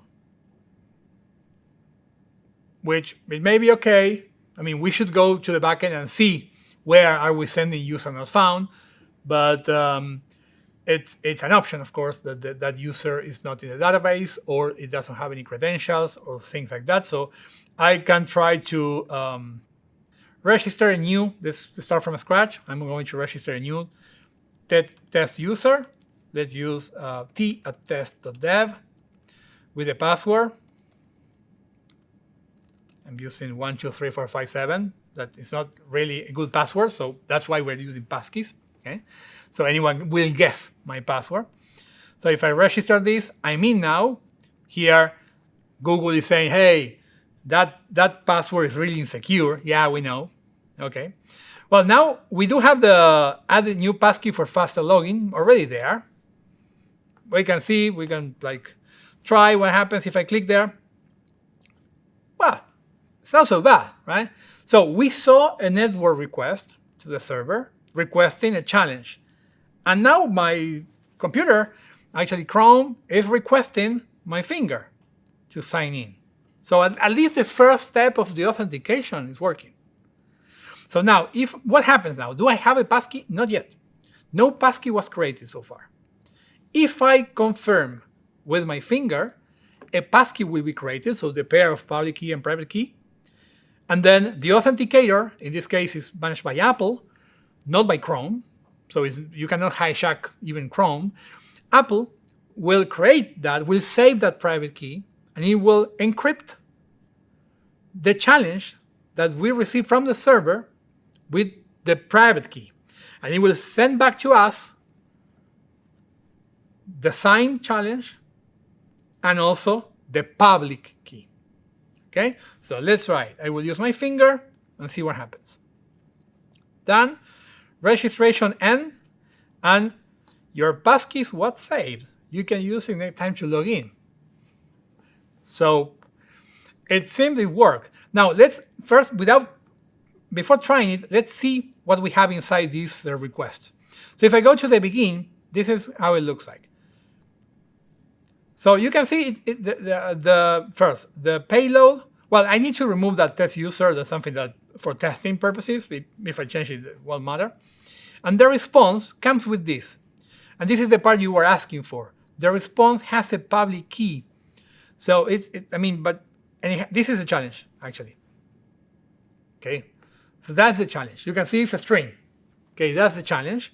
We have some data from the user. This is coming from the database. Why do we need that metadata? So the authenticator can store metadata with the passkey. So if you have 10 passkeys from the same website, at least they have metadata of which username that passkey belongs to. Okay, and there are some public key parameters. These are internals. Timeout, this is the expectation in terms of time. So it's going to wait actually a lot, 300 seconds. Before that, the challenge is dead. So I'm not going to wait for more than that for the answer. Now, if we go and see the second one, well, the response is pretty straightforward, success true. But the payload, this is what's going to the server. And to the server is sending this.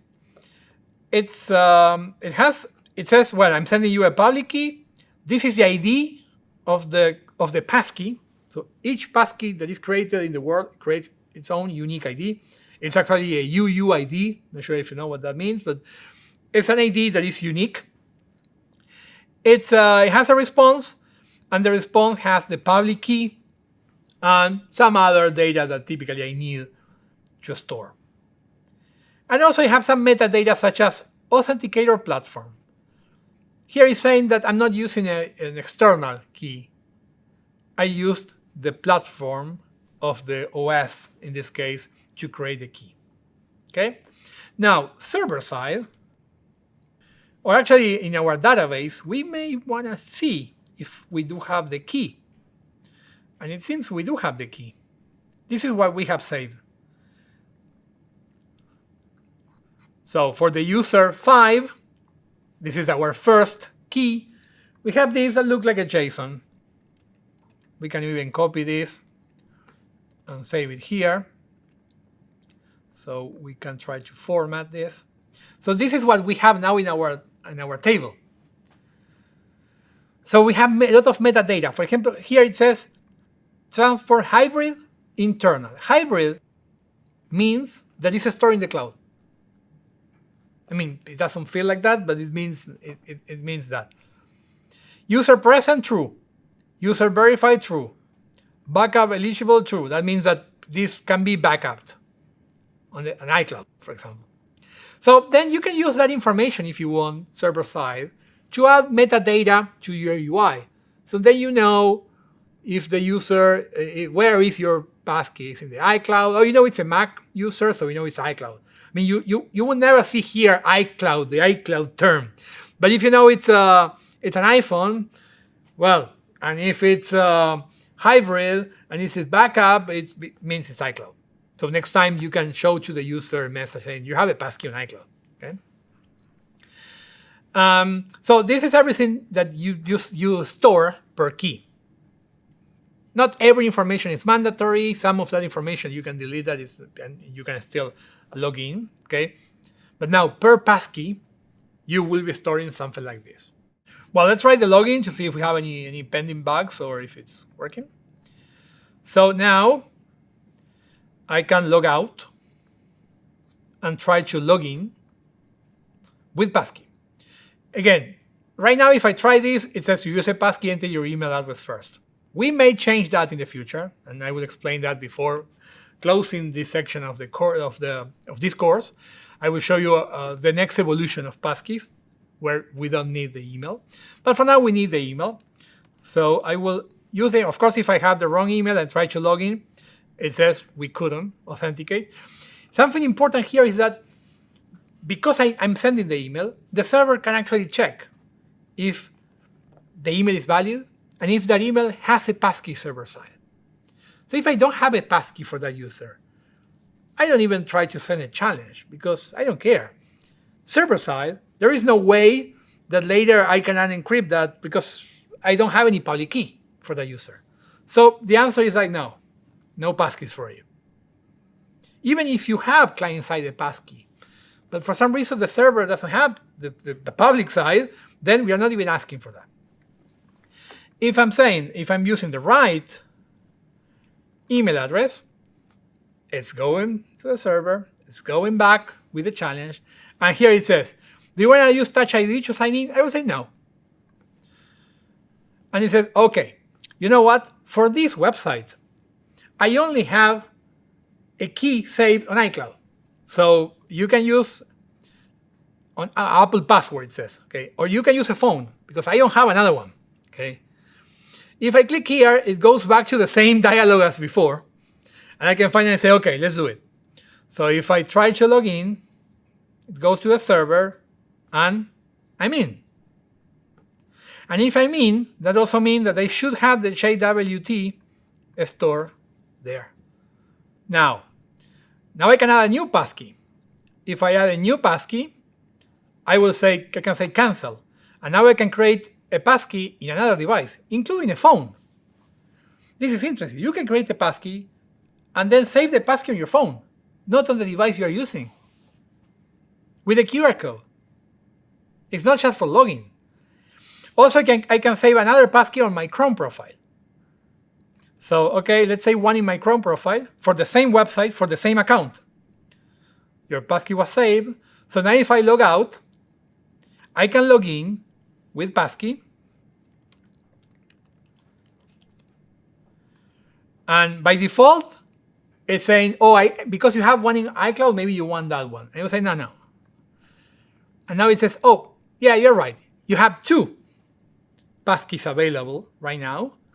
One is from your Chrome profile. The other one is from your Apple password, so iCloud. Or if not, you can use a phone or tablet if you have a passkey there. So I can go here and say, okay, let's do this. And now I'm logging again. And now I have here, should have more passkeys, okay, and with more information. Well, this is the same as we did before. You can see this one says transport internal. This is not hybrid. This is the one from Chrome probably. It has different metadata, but it just works. And now let me show you something. Let's do a test. I'm not sure if it's gonna work. It should work, but cross your fingers. I will open Edge. Okay, localhost 8080. This is the first time I'm actually loading this page on this browser. If I try to log in, do I have any passkey on Edge? Kind of. The first answer is no. But actually, if I log in with passkey, it could actually get it from iCloud keychain. So it's asking, do you want to check if you do have one on iCloud? Because this is Edge on a Mac. Edge can request that to the OS. Okay? But also it says, no, I don't have it here. It's a new computer. There is no iCloud account there. So let's use a phone. So if I select, I want to log in with the phone, I have that QR code. You are nice people. No one is trying to get that QR code. I'm not sure about the video. Maybe you are trying there online. But remember, it's not going to work. Because it's going to use Bluetooth. So I will scan this. It says sign in with Passkey. Okay. It's giving me the dialog. Do you want to use Face ID to sign in? You can see here, Edge says, follow the steps on your device. So actually, they're already handshaked. And you don't need to connect, you need to have already connected this device before, or those devices. No, no, no. This is the first time Edge and my phone are actually talking. Makes sense? I don't need to be on the same account, or it doesn't need to be my computer. So I will say, yes, I want to use Face ID, but I have a question for you. Do I have a passkey on my phone for this website? That's a weird one, huh? Again, do I have a passkey available on my phone for this particular website? I have a no and I have a yes. I have a... I'd say yes, just because you have one in iCloud, I think. I'm on iCloud. This is an iPhone, this is a Mac. Both are mine. They're on my computer. So if I save a passkey here and it goes to iCloud, it should appear on my phone. So if I use my face now to log in, cross your fingers, I'm logged in. Okay? Actually, I can go to your computers and log in with my phone in my account in your computers just by using my phone.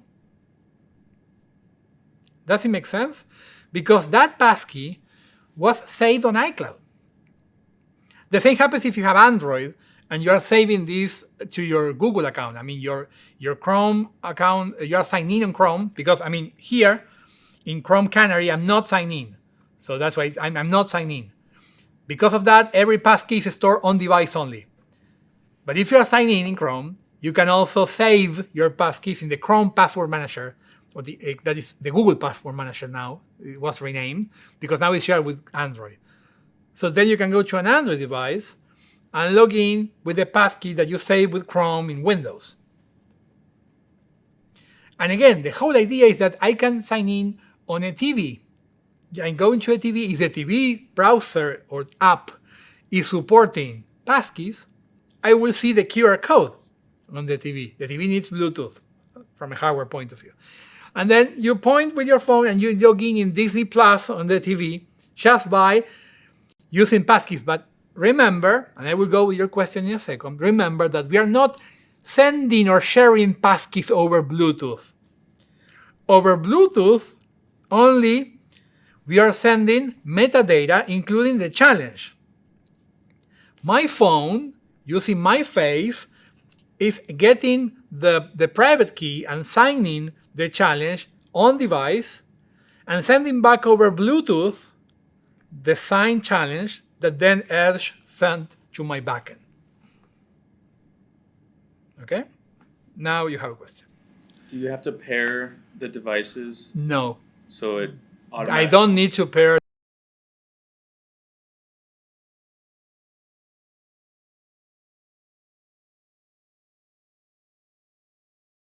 You just need to have a phone supporting passkeys, and every Android phone and every iPhone is supporting passkeys. iPad is also supporting passkeys for remote authentication, and you need a browser or a client or an app supporting remote passkey authentication. Before finishing the passkey section of today's workshop, let's talk about something that I mentioned a couple of times. We will see that later. Well, it's the moment to talk about that. It's called Conditional UI. That you can see that right now Conditional UI is getting better, but it's actually brand new. What's Conditional UI? For me, first, let me give my personal opinion. This is a terrible name. Conditional UI. God, it doesn't tell us anything about what's going on. But the community is coming with a new name that I think it feels much better. Passkey Autofill. What's the idea? It's still experimental from an spec point of view. Okay, so now it's implemented in most of the browsers, but it's still experimental, which means the UI is changing. So the spec might change.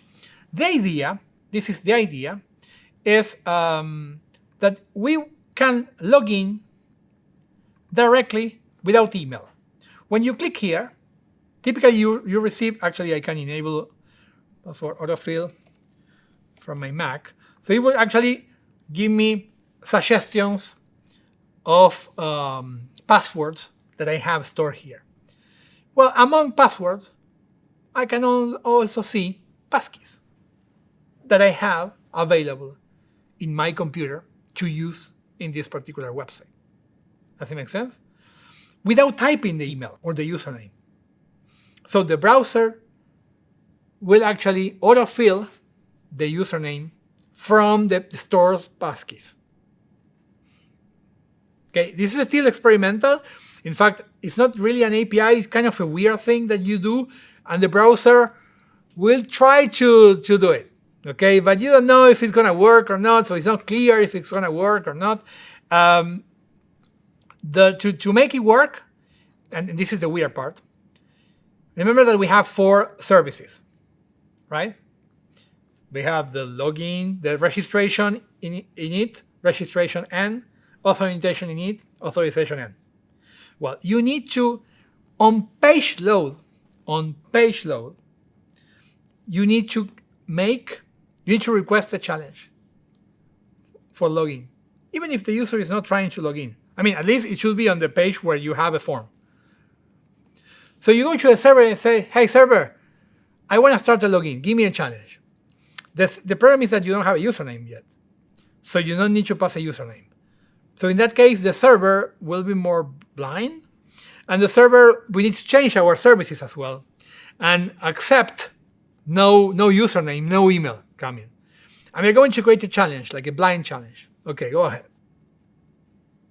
If we do that, and also we go to index.html, to the form, to the login form. What is the login form? Here. We go to the email and we add in the autocomplete attribute, we add one value that must be the last one for whatever reason that I don't know. So after email, space, if we add WebAuthn, the last one, right? So if on page load, you receive the challenge and you have WebAuthn there, automatically, if the browser wants, when you click on the email, you will see your passkeys here. And if you click there, it will trigger the second step automatically. It's really weird, actually. I think that the spec should change it and make a proper, better way to do this. But it is what it is. It's called Conditional UI.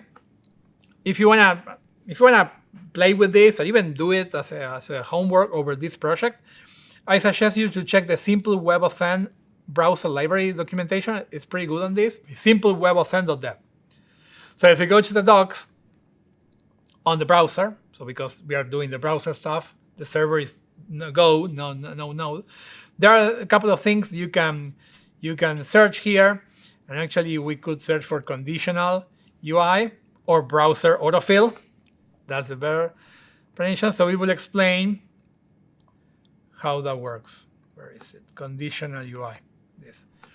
So it will explain from JavaScript what do you need to do, okay, for actually make it work.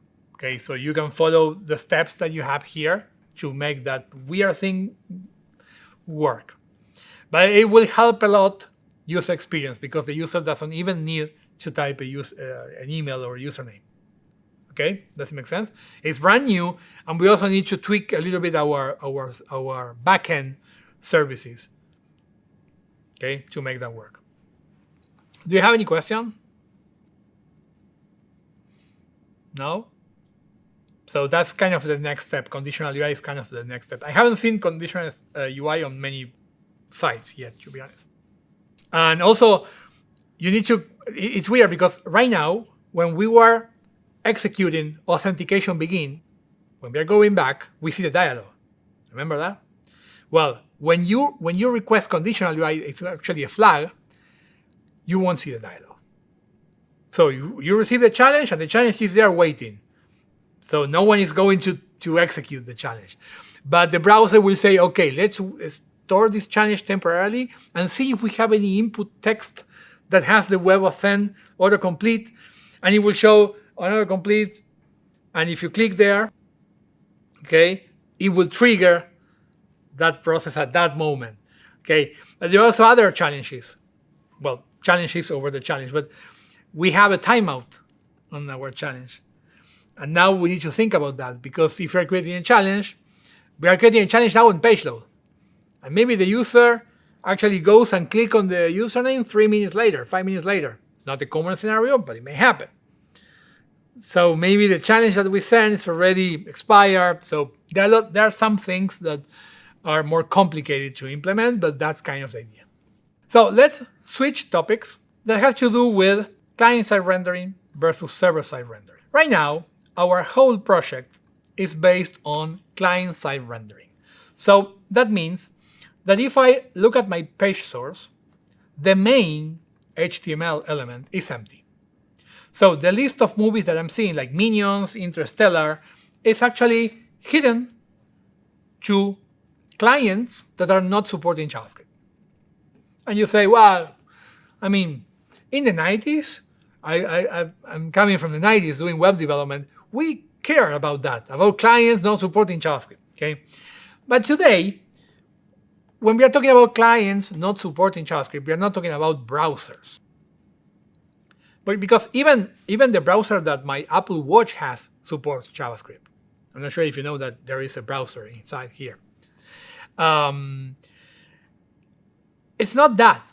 We have today 2 main clients that are not supporting JavaScript. First, typically, search crawlers. So when Google or Bing are indexing your websites, it depends on the website actually, but let's say from a standard point of view, they won't execute your JavaScript. So they don't see your text. I'm simplifying this, but let's say that. Okay. So we have SEO problems, search engine optimization problems. So I mean, if you have Guardians of the Galaxy details, actually Google is not going to index that data. So we won't appear in search results and so on. And now, I mean, in the recent years, we have a new client, AI. I'm talking about 2 things. Models being trained, AI models being trained with our data. That maybe you can think, well, it's better that they cannot read my data. Well, that's okay. But also we have ChatGPT, Claude, Gemini, Grok, all these AI tools. Now they search the web for content. And they suggest the user links based on what they search and what they read on websites. And also, they're not executing JavaScript. So that means that if we have a user of our website, of really neat, that is using ChatGPT, and he says, hey, ChatGPT, can you make a summary of the best movies on this website? ChatGPT won't be able to do that because it won't see the content. Okay, makes sense? So to solve the problem, or at least reduce the problem, I mean, we have 2 options. We can completely change our architecture, and instead of doing client-side, we go server-side. Now Go, probably with Go templates, will fill the HTML and render the HTML from the server. But the problem is that we are losing performance, because you can see this is pretty fast. So we can change, we can see, we can search for movies. It's actually pretty fast. If we move to, and by the way, I'm not even using a local database instance, a Postgres instance. It can even be faster. So if we move 100% to server side, we will lose performance. And that's one of the great advantages of using client-side rendering and vanilla JavaScript. Once it's loaded, it's really fast. So we can make a mix. Okay, that mix has several. It was called universal rendering for a while, hybrid rendering, isomorphic rendering. There might be some small difference between these concepts, but it's kind of the same idea. From the server, we send content, so we render something server side, and then the client will take charge of the rest of the navigation. Okay. So we're going to do it with one example that I think is the most suitable for our project. That is the details of a page. It's the one that has more data that can take advantage of indexing. Later, you can apply the same techniques to the home page or to a search result as well if you want. So what's the idea? That if I'm loading movies 809, the server will return all this metadata. Okay, that's kind of the idea. And then JavaScript will take charge and will say, okay, from now on, I will continue. Just in case someone is loading that URL directly from the server, mostly targeting AI, apps, and search engines. Okay, does it make sense? So, to be honest here, the easiest way to do this is to have JavaScript on both the server and the client. Because if you do that, that means you can actually use the same code to render your app server-side and client-side. In this case, we have Go in the backend, so we cannot use the same render function that we have in the movie item component. Okay? There are ways to actually still do that, but they consume a lot of resources. I mean, you could potentially run JavaScript from Go or run even a headless browser. Render that server-side and receive the HTML and inject the HTML. I mean, you can do that. Also, you can do static file generation.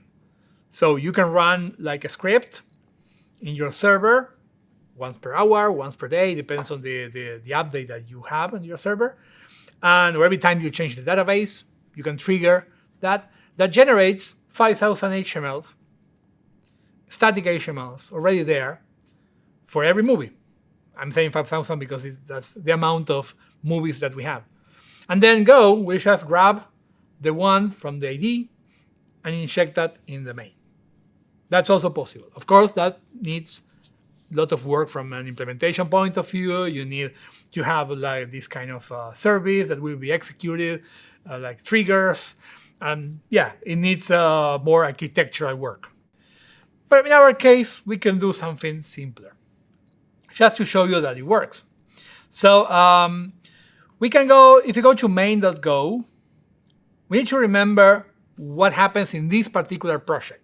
And remember, we have coded this project in the basic course. So if you can go and see there why we did this in this way. There is a section here that says catch all. That is why when we are refreshing this URL, I still see the content. But it's not the server sending the content. The server is actually responding with the index.html, the same index.html as we have in the root. Okay? We did that with this catch all, that if you are requesting, for example, anything around movies /something, it's sending this file index.html. Maybe we want to stop doing that, at least for this one. This is the one we want. So we may change that and return the index.html, but in the main tag, we already inject or deploy something coming from where? From our repository. So we can go server-side to that movie, grab the movie from the database, and fill the HTML from Go. Does it make sense? Yeah, it's a lot of string management work. I already did that for you. Okay, so you can have that as a template. And if you go to the README file, we have this J section server-side render. So we can create a new handler for this. We can call this SSR server-side render handler. So I will create a new handler, SSR handler. I have only one, so I call it handler, not handlers, because for now I have only one. We can change that later. It has a lot of code. Okay, it's not a big deal. I could argue that maybe you can try to use an AI to create this kind of conversion between JavaScript and Go. And probably it's going to be pretty good to do that. I mean, every LLM model will probably help you with this. I mean, you have the JavaScript render code. You say, okay, you know what? I want this in Go now because I need to do server-side rendering for the same thing. It will probably work pretty well. So this is my code for this handler. It's going to work with movies, Again, so movie / something. So it's first getting the ID from the URL. Okay. And when it gets the ID, it goes to the repo and say, hey, get me the movie by ID. Well, if I don't have the movie, I'm returning errors. Well, we know that. And then we serve the HTML, the index HTML, but we are going to inject inside the movie details. So we're going to clone the render method from JavaScript that we do have in public components movie details page, this part, that is filling the gaps of the content, but from Go. So this is what it's doing. It's reading the index HTML. Then you can see it's converting the movie data to HTML. So this is the genres HTML. This is the cast HTML. It's working with string management. And this is the main content.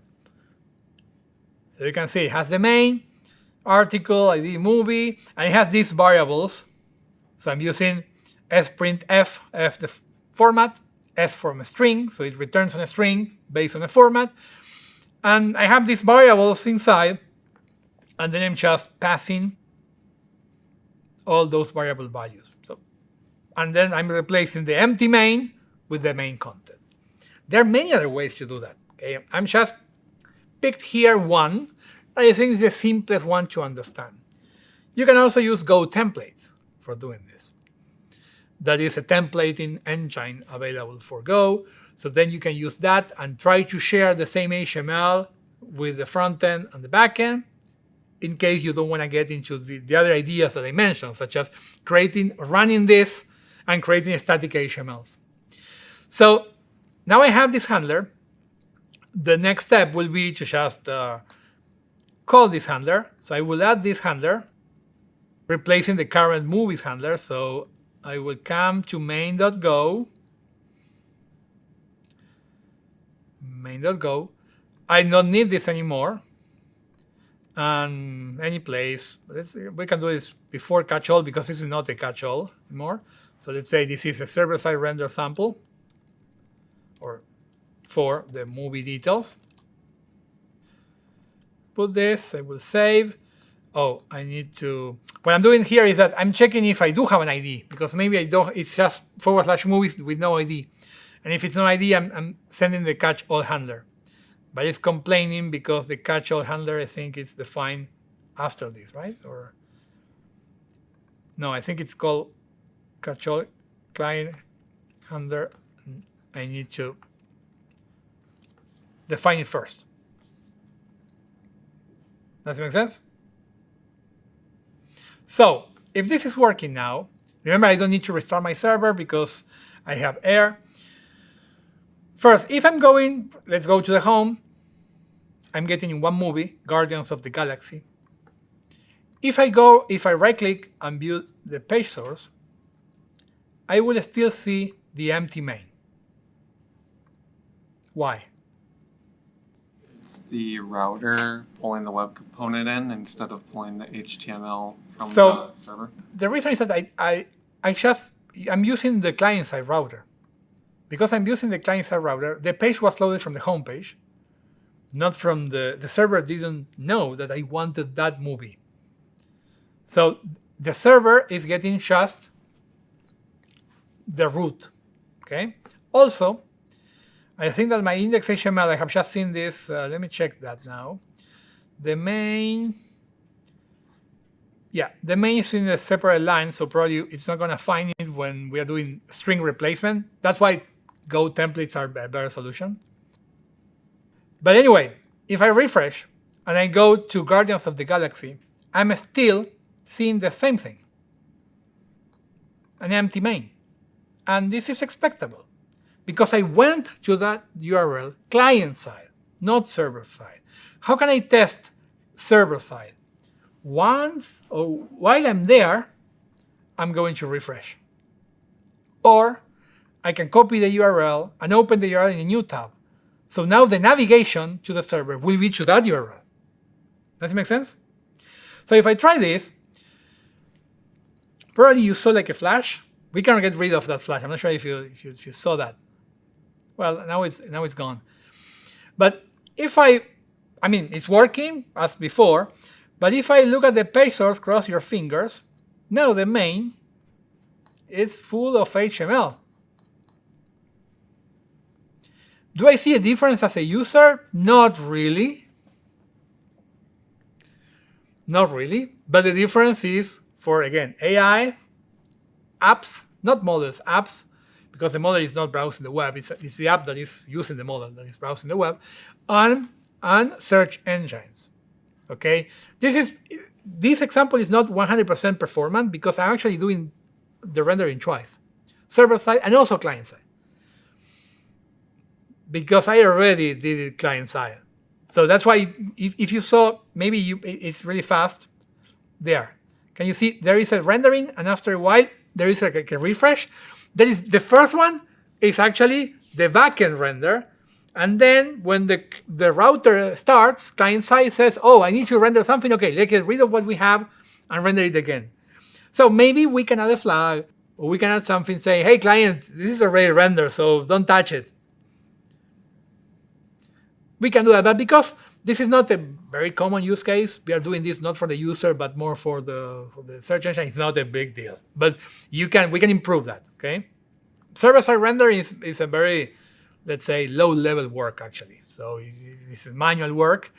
And when you have JavaScript on both sides, for example, Next.js or Nuxt.js, those are systems, because they're based on JavaScript server-side and client-side, it's just the same source code that runs server-side and client-side. So you don't have double rendering work. Because, of course, if you change the UI, then you need to remember to also change the UI server-side. But have in mind that if our goal is to serve this for search engines and AI models, it doesn't matter. I mean, the important part is to serve content. It doesn't matter if it looks the same client-side or server-side. Okay, so the last thing that we are going to add today to this project is offline support. So right now, our web app is working, it has passkeys, it has movies, it has search, but it works only if you are online, which is okay. But let's say there are a lot of use cases for making your app offline capable. In this case, it might be useful, for example, if you have your watch list available all the time, even if you have no connection. I don't know, you're on a plane, you want your watch list and see if there is any movie in the plane to watch that is actually in your watch list. So that leads to the idea of making our app available offline. And the first thing we think about that is like, oh, but this is the web, right? So the web should be online. Well, actually, no. There is a full course that you can find on Frontend Master that I deliver on JavaScript in the background, which covers a lot of stuff, including offline support. So for a lot of more background and examples and ideas, go to that course, okay? But we will cover the basics, at least to make the basic example so our app will be available offline. Also, on the same side, you can make your app installable.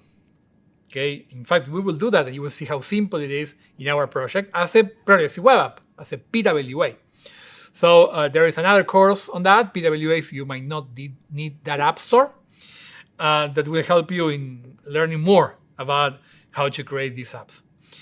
But just to define progressive web apps, it's today a design pattern to create installable web apps for operating systems using web technologies with no native code. So right now we are using our app from the browser, but with just a little tweak, we can make it available as an app on iOS, Android, Windows, Mac, Linux, Chromebooks, and even some VR headsets. And for that, also, we will need to get into the life of a service worker. And here it says the web worker, so a service worker is a web worker that web apps can register that will act as a web proxy or a local web server client side. There are a lot of things there that you read and it says, okay, let's do that again. Before doing that again, does anyone know what a service worker is? Do you have any experience working with service workers here? No? Kind of? sort of like another thread of JavaScript that can run at the same time, that can do background tasks, right? Okay, so that definition is actually web worker, not service worker. But a service worker is a web worker. So we're close. But it's something else, or something on top of that. So, but it's correct. A web worker, it's a thread that you can create from JavaScript that can execute code in parallel with the main thread. Well, a service worker is a thread, so it's a web worker, but then it has something else. It can act as a web proxy or as a local web server client side. I know that sounds really weird, but think about this. Right now we have our web server in Go. Right? It's the Go, that's the web server. Well, we can move some of that responsibility client side in JavaScript. So after we do that, next time we render the web app, now the web server can be directly JavaScript. And because it's client side, it's much faster because we don't need to go over the network. And because it's client side, it works even if we are offline. That's the rough idea. I'm simplifying the definition, but that's the idea. And this is how it looks like. So we have our PWA or web app. Actually, it's a web app. Our server, for example, we have our Go here.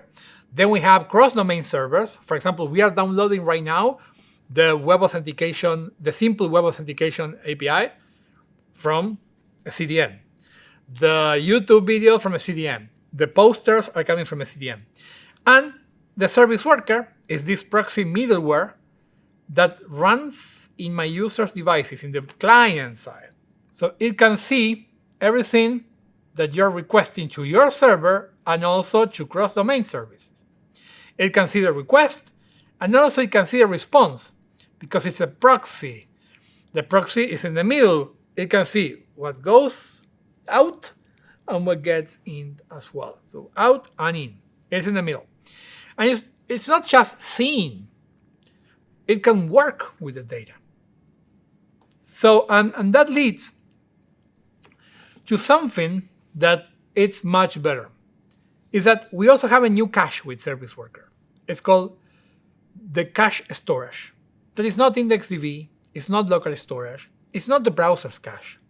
It's another storage known as cache storage. The cache storage will not store data. It stores requests with their responses. The key is the HTTP request, and the HTTP response is the value. Okay, and we are in charge of that. We have an API. We can cache URLs there. Okay, does it make sense? Probably, I'm not sure if you have seen that cache before. For example, that cache is available anywhere. It doesn't need to have a service worker, so I can open a console on any website, and it's the caches API. It's available as caches. So I can basically open a cache with a name, like my cache, and this returns a promise. So now I have a cache. Do I have anything inside? No, not really. But after I open the cache, by the way, it's open or create. So if it's not there, it will create it. Where is creating it? Well, if you look at the application tab, there is a section here for cache storage. And now you can see there is a my cache there. If I click there, it's empty. But from the console, just from the console, I could just, for example, save a value here from that. So now I can go and cache and say, you know what, cache? I want to add a URL. Which URL? I don't know. This logo. Okay, so this URL. Okay, so I will just go back here and I will add that URL to the cache. It's a promise that now is fulfilled, which means now it's in the cache. That means that now JavaScript has access to that request, including the response, the complete response. It includes the headers as well. Client side. Does it make sense? And you can store as many as you want. How much space? These days, it's typically a percentage of your available space in the machine. So we are talking about gigabytes most of the time. Did you see any permission dialog from the browser asking the user permission for saving files locally? No. We can save as much as we want on user's computer.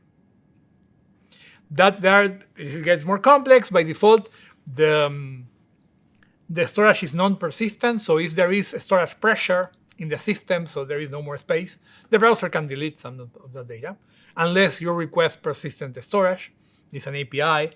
You can request, I don't want my data to be removed from this system. Okay?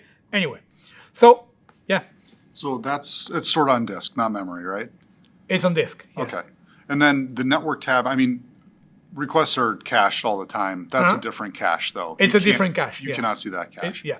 Okay. It's a completely different cache. Now, based on that idea, okay, we can implement with service workers some cache serving strategies. What does that mean? Well, we can say, let's say that we cache all the files that we have in our app. The HTML, the CSS, the JavaScript file, all the services, we cache everything. So we have a local copy. Okay? So now we need to decide what to do with that copy next time the user is accessing our website. And for that, there are many strategies. Again, I'm going quickly over this. If you want to get more insights on this, go ahead and check one of the courses out there. Also, there is a service worker course in Front-End Masters from other trainers as well. That's pretty good. So, so you have your app and make a request. So your app is making a request. For example, you want the HTML. You want the CSS. So the service worker is a JavaScript code that will make decisions on what to do with that. If you are following cache first, that strategy, you will, as a step 2, we will search in the cache. Do we have that file in the cache? So we go and check. And there are 2 possibilities, a cache hit or a cache miss. We do have the file, we don't have the file. If it's a cache first, if we do have the file, it's a cache hit. So we are actually sending the file that we have cached to the client. It can be the HTML, the CSS, a poster, any resource, an API call, the JSON with the list of movies, the JSON of one particular movie by ID, anything. So every HTTP request with its response can be cached. If it's not in the cache, well, we go to the network, okay, as usual. So we leave that request to the network. Yeah. So I'm assuming we'd have to worry about invalidating cache for API endpoints. We have to worry about a lot of stuff, and every time you're working with cache, and that's the problem of cache first. What happens if you are changing that server side? You need to invalidate your local cache, because if it's cache first, you will always be serving the old version. So that's true. So that's why there are other strategies. The other one is called network first. At this point, you will get the idea by its name. In this case, it's similar. We make so the app is making a request, and the service worker will not actually go to the cache. It will go to the network. Okay. Then, when the network receives the response, that's a network success. Typically, we send that back to the PWA. But if the network fails, it goes to the cache. So if you're online, for example, and the server is up, it's like what we have right now. It goes to the network all the time. But if you're offline, it's using the version you have in the cache. What about invalidating the cache or updating the cache? Well, you can take advantage of receiving. We can take advantage of this moment when we are online and we are receiving the file from the network. We can say, why don't we update the cache just for the next time? So then you will keep your cache updated until the last time you visit the website, at least. Okay? And there is another strategy, and of course you can create your own strategy, that you won't get it by the name, I guess. It's called stale while revalidate. That is kind of more complicated. This actually similar of what we have seen before. So actually, we make a request. The service worker goes to the network, if there is connection, and at the same time, it searches in the cache. Both at the same. So if you look here, there are two steps too. In parallel, we do both. We go to the network and to the cache. Okay? If it's a cache hit, I'm returning to the PWA. This is 3A. We are returning the cached version. But in parallel, we went to the network. So if the response is coming back here, I'm using a step 5 to update the cache. So it's like, think about CSS. I have CSS version I and version B. I have version I in the cache, so the old one, but I have just changed in the server, version B. So the user is accessing the website. I'm doing both things at the same time, getting the cache version and going to the server. Which one is going to be faster? The cache version is local. So I will send to the app the A version, so the user will see the old CSS. But now the server comes with version B, and I am dating with that the cache. So we see the old version until next load. Okay, this is called stateful revalidate. That is trying to get in the best of both worlds, like being fast enough to always send you the cache version, but also updating the cache in the background.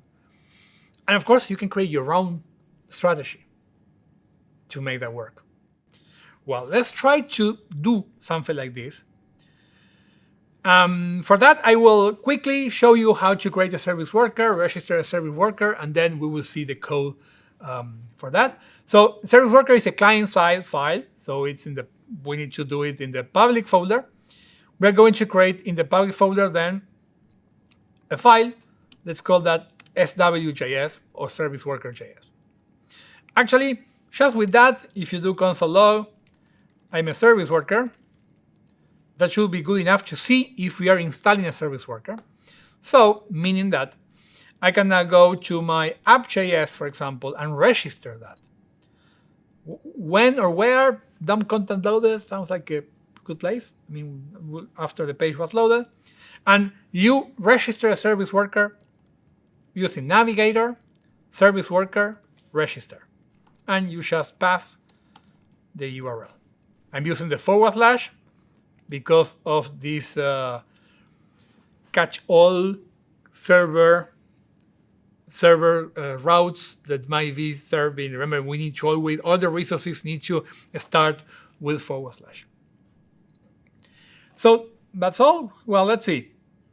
If I come back here, let me start closing the tabs that I'm not using. So if I refresh,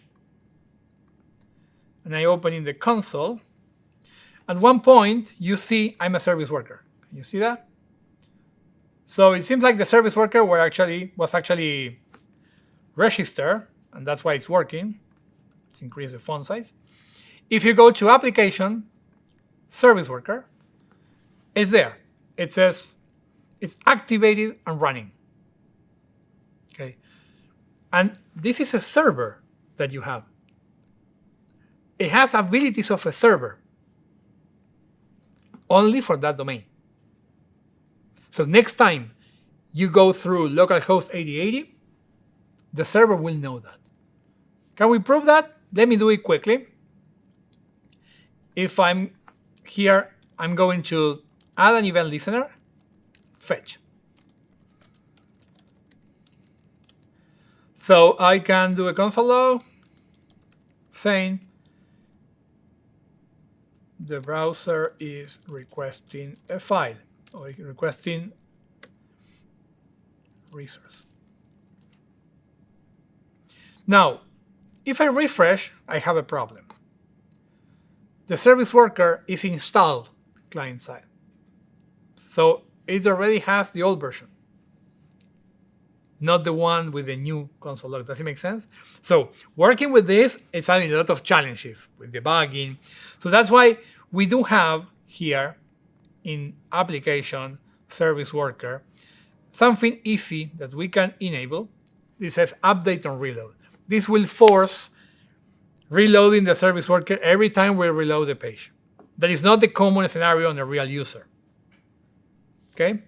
But if I refresh, now if I go to the console, I have 66 messages the browser is requesting a resource. Why is that? It's every file that this web app is requesting. We have 66 files. Well, something that we can do is also, we can use backtick here, and then take event, request URL, and see the URL. Remember, we are client side now. So if I refresh, you can see all the requests, all our components, CSS, and also the posters that are not even from my server. But because they were requested by my app, the service worker has access to it.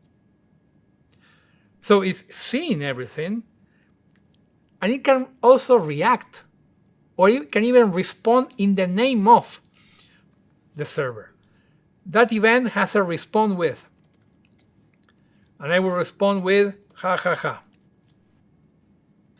So that means now, if I refresh, I'm getting an error, by the way, but probably because I have a problem. Yeah, you're right, because actually I need to, that was my fault. I need to respond with the response, not with a string, and the response receives a string. Okay. So now I cannot reload because I have a broken service worker. So you can broke your website pretty easily with this, as you can see. So we can just here unregister it from here and say, okay, let's remove that. It's a debugging thing. And now it's dead forever. Let's see why. There we are. It's back. So now, if I refresh, I see ha ha ha. So I can open a new tab, close the tab, go in here, I see ha ha ha. If I try to bring movies, ha ha ha. If I try to read the CSS, everything's ha ha ha. So I'm in the middle between the real server Go and the browser, and now the browser, for every request, is saying no, ha ha ha. So now, I mean, we have just proved that we can respond in the name of the server. And actually, if we look at the network tab, because we are not going to the network, right? Well, actually, if I refresh this, let's say all the requests, I'm seeing nothing. But actually, let me go back here. Oh, I have a filter. That's why I'm not seeing. There we are. So let me do that again. So if I go to the network tag and refresh, I can see the request that says ha ha ha. Okay, there was a request. Was it a network request? Well, it appears here as a network request, but Chrome, don't ask me why.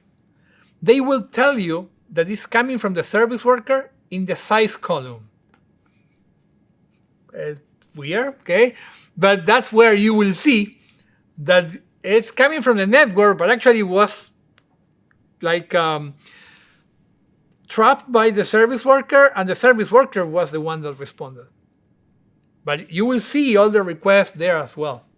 So of course you can, if you mess with your service worker, it's like messing with your Go server. With one difference, refreshing will not make a difference because that's already installed client side. Yes? I might have missed it. How did you register the service worker? The service worker, I registered that in the main.go. No. In the app.js. And it's this line. Navigator.serviceworker.register.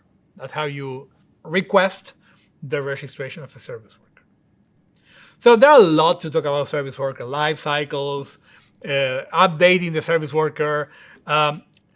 Again, if you are interested in learning more, go and check the PWA course and also the JavaScript in the background course where we cover this with more depth. And also, I encourage you to open Chrome right now and go to this URL, Chrome service worker-internals. Do it. So the URL is Chrome / service worker-internals. If you do that, you will see all the service workers that are currently installed in your computer. And remember, they are servers. And you will find probably hundreds from websites that you don't even remember. Okay? Why is that? Well, because they are servers that are already installed in your computer for the next time you access them.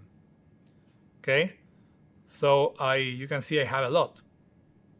Instagram as a service worker. And the thing is that, is it running? No, it says stopped. So it's not running by default. Okay?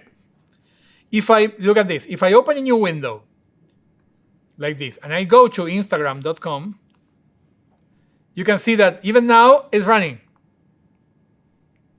Even if I didn't press return, but because the auto completion triggers the service worker. It has to be fast. Okay, so I open Instagram, and now it's running. What do you think that will happen if I close the whole window? What will happen with the running status? Stopped? You bet on that? Not really. It's still running. And running means it can execute code. It can access our storage. It can access IndexedDB. It can make requests to the server, even if I'm closing the window. You say, what? So the browser will wait a couple of seconds. In Chrome, it's around 40 seconds, so probably 15 seconds left. And we will see at some point, stop. There we are.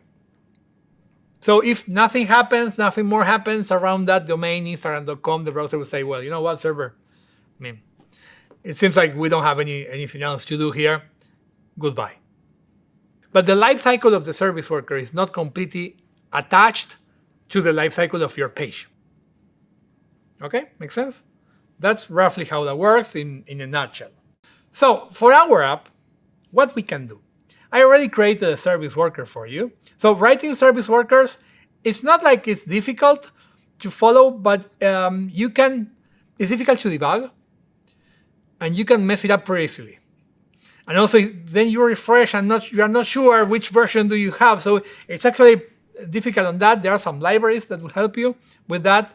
But that's why I already have a service worker for you that you can try and copy and paste. Is exactly this one. So I will just use this one. I already registered that. It's K2, by the way, create a service worker. So let's copy that service worker and read the service worker.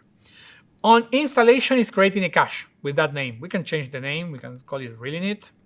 Any name will work. It's just a folder name.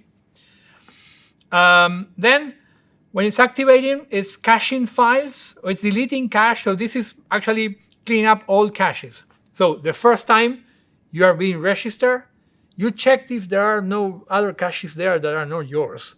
So let's clear everything up. Because maybe in the future you update the service worker and you have the previous one that had a cache that you're not using. And if you don't delete the cache, that cache will be there forever. So that code will clean up the caches. Okay. Then we have the fetch event. So every time the localhost 8080 is trying to go to the network, it goes through this particular code. And I'm checking if it's an API request or not. I'm separating the strategy based on if it's an API or if it's a static resource. If it's an API, I'm responding with a fetch. This is kind of network first. Okay? I'm responding with a fetch. When the fetch arrives, I will cache it for next time. So I'm caching API requests. Okay? And if it fails, so if the fetch is failing, it tries to bring that from the cache. Okay, so I'm caching all the API requests. So if I go offline, everything that I browsed should be available. Does it make sense? Because I cache it, and if I'm offline, it will bring it from the cache. But if I'm online, it will go to the real server. Okay. Now, for the other resources, it's using a stateward revalidate. The HTML, the CSS, on every request. I'm doing this on every request. Typically, you pick which one or the maximum amount you want to store. So there are more things to do here. So this is how a stateward validate looks like. Remember, a stateward validate is the one that makes 2 requests at the same time, to the cache and also to the network. If it's in the cache, it will send the cache version, but also the network is going to be cached for the next time. And if it's not on the cache, it will wait for the network. That's kind of the idea. And that's all. Okay. So now, if I try this again, first, I need to get rid of the older service worker. By the way, little trick. If you do shift refresh, it will bypass the service worker. Also, in the application tab, there is a bypass from network. So in that case, it's ignoring the service worker and bypassing it. Or because I have an update on reload, when I'm update, now it will reload and it will give me the new service worker. Make sense? So now, the new service worker should be active. How do we know if it is working? I can go to cache storage, and I do have a cache with the name real in it. Well, actually, I have a typo, so it's real in T. And if I click there, look at this. This is everything I cached there. I have all these files being cached. Some JavaScript files, 33 entries. Now, if I enter Superman, now I have 87 entries. Actually, I think it was desync a little bit. But that includes the YouTube files, the scripts from the YouTube player. Well, maybe the YouTube video won't work anyway when we're offline. Okay. But then I'm going to different movies, and it's changing the cache automatically. Now, how can I go offline? There are 2 ways to go offline here. We can simulate offline. There is an offline simulator. Or I can just stop the server. That means offline. I mean, I'm still online from a network point of view, but the server is down, so I cannot connect to the server. It's like being offline. So if I'm offline, I can now try to load 8080. And I'm getting an error, but have in mind, there are 2 things here that might be happening. Is that, I had the update on reload before. If I stop the server, now I don't have a server. Okay? So normally it shouldn't work. If I load it here, it's still there. Can you see that? I can open a new tab. It's still there. I can see all the images. I could search Superman, guess. Can I get it here? No, because that wasn't cache. Okay, so I need to get in one of those. I'm not sure if I search for Superman or not. Yeah, I don't remember which Superman I clicked before, but not this one. There, that one. That works. So I'm offline, and I can still browse everything that I browsed before. What's in terms of performance? So like for this site, it's movies. Superman, the data's never going to change. You could cache that and just be done forever. But we could theoretically cache everything on this site. I mean, at what point, what would you really do in production? I'm assuming you wouldn't want to cache everything necessarily. Actually, the answer is the answer that that you don't like, but it's always true.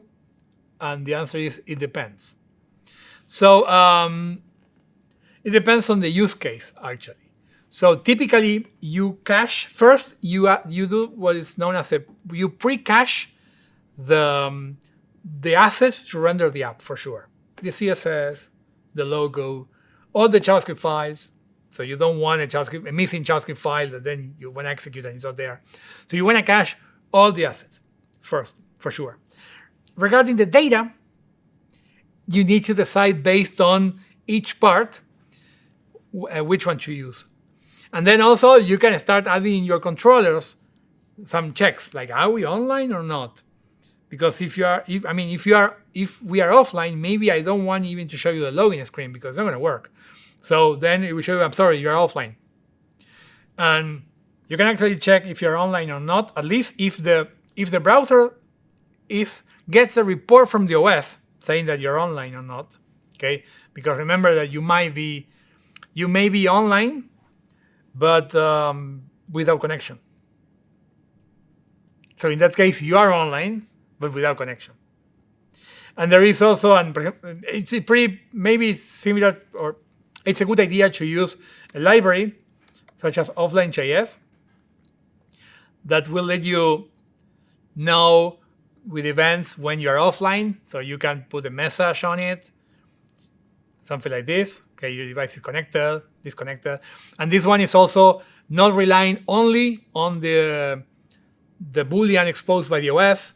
It's making a ping to the server to see if you're really online or not. Okay, so you can do something like this to actually increase your experience. I have just something else to discuss with you that is really short, is that if we are offline, what happens if I add to favorites or watch list?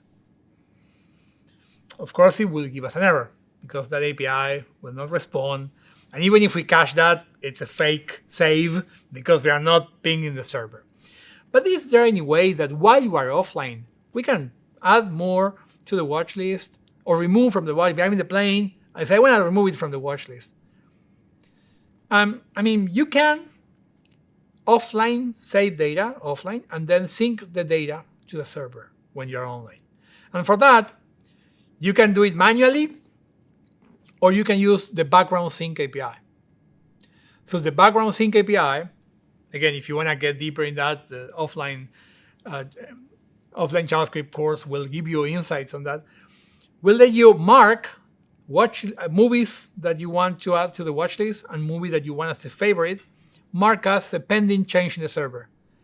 And even if your app is closed, even if your app is not running, when you get connection later, the browser will wake up your service worker without the user accessing the page, and it will say, hey, try now to finish your pending operations. So the service worker will let you do that as well, because it has its own life cycle. It can work in the background. It can execute that. So that's why, if you want to see how to do that, go to the JavaScript in the background course. The final step is pretty simple. Is this. If we go to the app web manifest file, we cover this file in the basic course.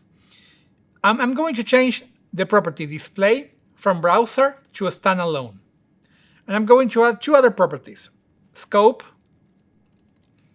I will say that my whole folder is the scope, and also start URL. I will say that I want to start with /, so from the home page. Just that. Okay? Now, if I save this, now I'm going to reload, but I want you to pay attention to this part of the browser. Okay? I'm going to reload, and now I have a problem. Is that I don't know if it's because I have a service worker. I'm not sure if it's taking the new version of the manifest or not. Okay, so sometimes you need to reload twice, and on the second reload, I'm getting that icon. Have you seen that icon before? It says install Relinit. So I can install an app. Also in the menu, I think they changed the place here. Cut, save, and share. It says install Relinit with the icon. So if you click there, if I install this, it will install an app in my Mac. So it's its own app in the Mac operating system. And it's working. It works offline now. We know it works with the passkey. And it appears in the Alt tab as its own Mac application. I can also install it on iOS as an app with Add to Home Screen. On Android. On Android, it creates an APK, an Android package for me. I don't need to go to the store to distribute that app. Okay, that's a PWA. So if you have a web app, in this case, our vanilla full stack web app with Go, you can easily convert that into an installable app, also known as a PWA, a progressive web app, just by tweaking that web app manifest. Okay? Do you have any question on that? Do you need all three entries in your manifest to do that, or is it just the standalone? So the standalone is the one that says when the user installs an icon, I want to be in a standalone app. Okay, but also scope and start URL are kind of mandatory when you are PWA. There are more properties that you can fill. Okay, there are more properties and ideas and things. Remember that there is a whole 6-hour course, PWA, you might need that app store. So you have homework now. Need to watch that course to actually get more insights on what can you do with that. What does the browser support look like for progressive web apps like that? Because obviously you can do it with Chrome. Is that a Chrome specific thing, or is No, today is pretty good. In fact, let me show you. In Safari, I can also do that. So if I open HTTP localhost 8080, in Safari you go to File, Add to Dock. And it's taking my icon. So now I have another web app. Now I have two installed. One is using Safari, and they appear. I have two. This is the problem. One is the one. This is the one that is using Mac OS. So it is using the different browser as like the backend for rendering. That in that case, it's basically just Safari, but it's like a Safari tab, but outside of Safari. Yeah. Okay, but it's still web technologies. It's still the same. I still have the same rights to execute code, so I cannot execute native code. And I can show you quickly an iOS simulator. The same happens on Android. So the support is pretty good. Firefox is not supporting PWA installation on desktop, but only on Android. So every browser on Android has support for this. Every browser on iOS also has support for this. Then Windows, Chrome, Edge, and Safari on desktop have support for this on all the available platforms, including Linux, Chromebooks, Windows, and Mac. So if I go here and say localhost 8080, I can see the web version, but I can click on Share, and there is an Add to the Home Screen icon. You can see it's taking the right icon, Add to the Home Screen. You can also see that it has one name here and another name there at the back. And the one you see at the back is the actual current title of the page, and the other one is coming from the manifest. So if I add this, I have the icon. I know what you're thinking. Hey, Max, this is a trick. That's a bookmark to the website. Okay? But if I open this now, it opens in standalone mode, which is in full screen. So now I have an app. There is no Safari URL bar.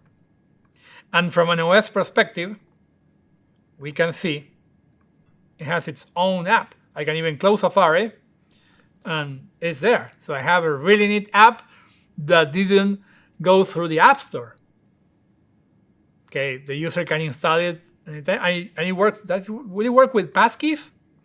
Well, if I'm going to my account, can I create a passkey from here? So I will try to log in here. It was t@test.dev. Login. I don't want to save this. Can I add a passkey in a simulator on iOS? For passkeys actually work, even in the simulator. The simulator has a way to actually enable on features. We have a section for Face ID. So you need to enroll first. So if I enroll to Face ID, now it will work. But also I have, in the meantime, other options, such as using the QR code. So I can log in the simulator with my phone. So if I select this, continue, okay, I can do that. Well, I need to enable Bluetooth also in the simulator. But now that I enabled that, if I do this, now it says, do you want to use Face ID to sign in? And actually, it's not going to use the Face ID on my Mac because I don't have. It's a simulation. So you go to Feature Face ID, and you can select here that you have a matching face or a non-matching face. So if I say, okay, I want to use Face ID, so now it's expecting me to fake the matching face. Done. Okay. And it gave me an error at some point, maybe a timeout or something. But you can see, you can do it as well. The simulator is kind of tricky because it's a simulation, but it works. Okay, and now I have an app that works with passkeys that any user can install on Android, iOS, iPadOS, Mac, Windows, Linux, Chromebooks, so mostly everywhere. Well, I have homework for you. We have already finished our app, and there are always more things that you can add. Of course, you can increase the PWA support with more features. You can add a button that will trigger an installation on some browsers. so the user doesn't need to go manually and install the app.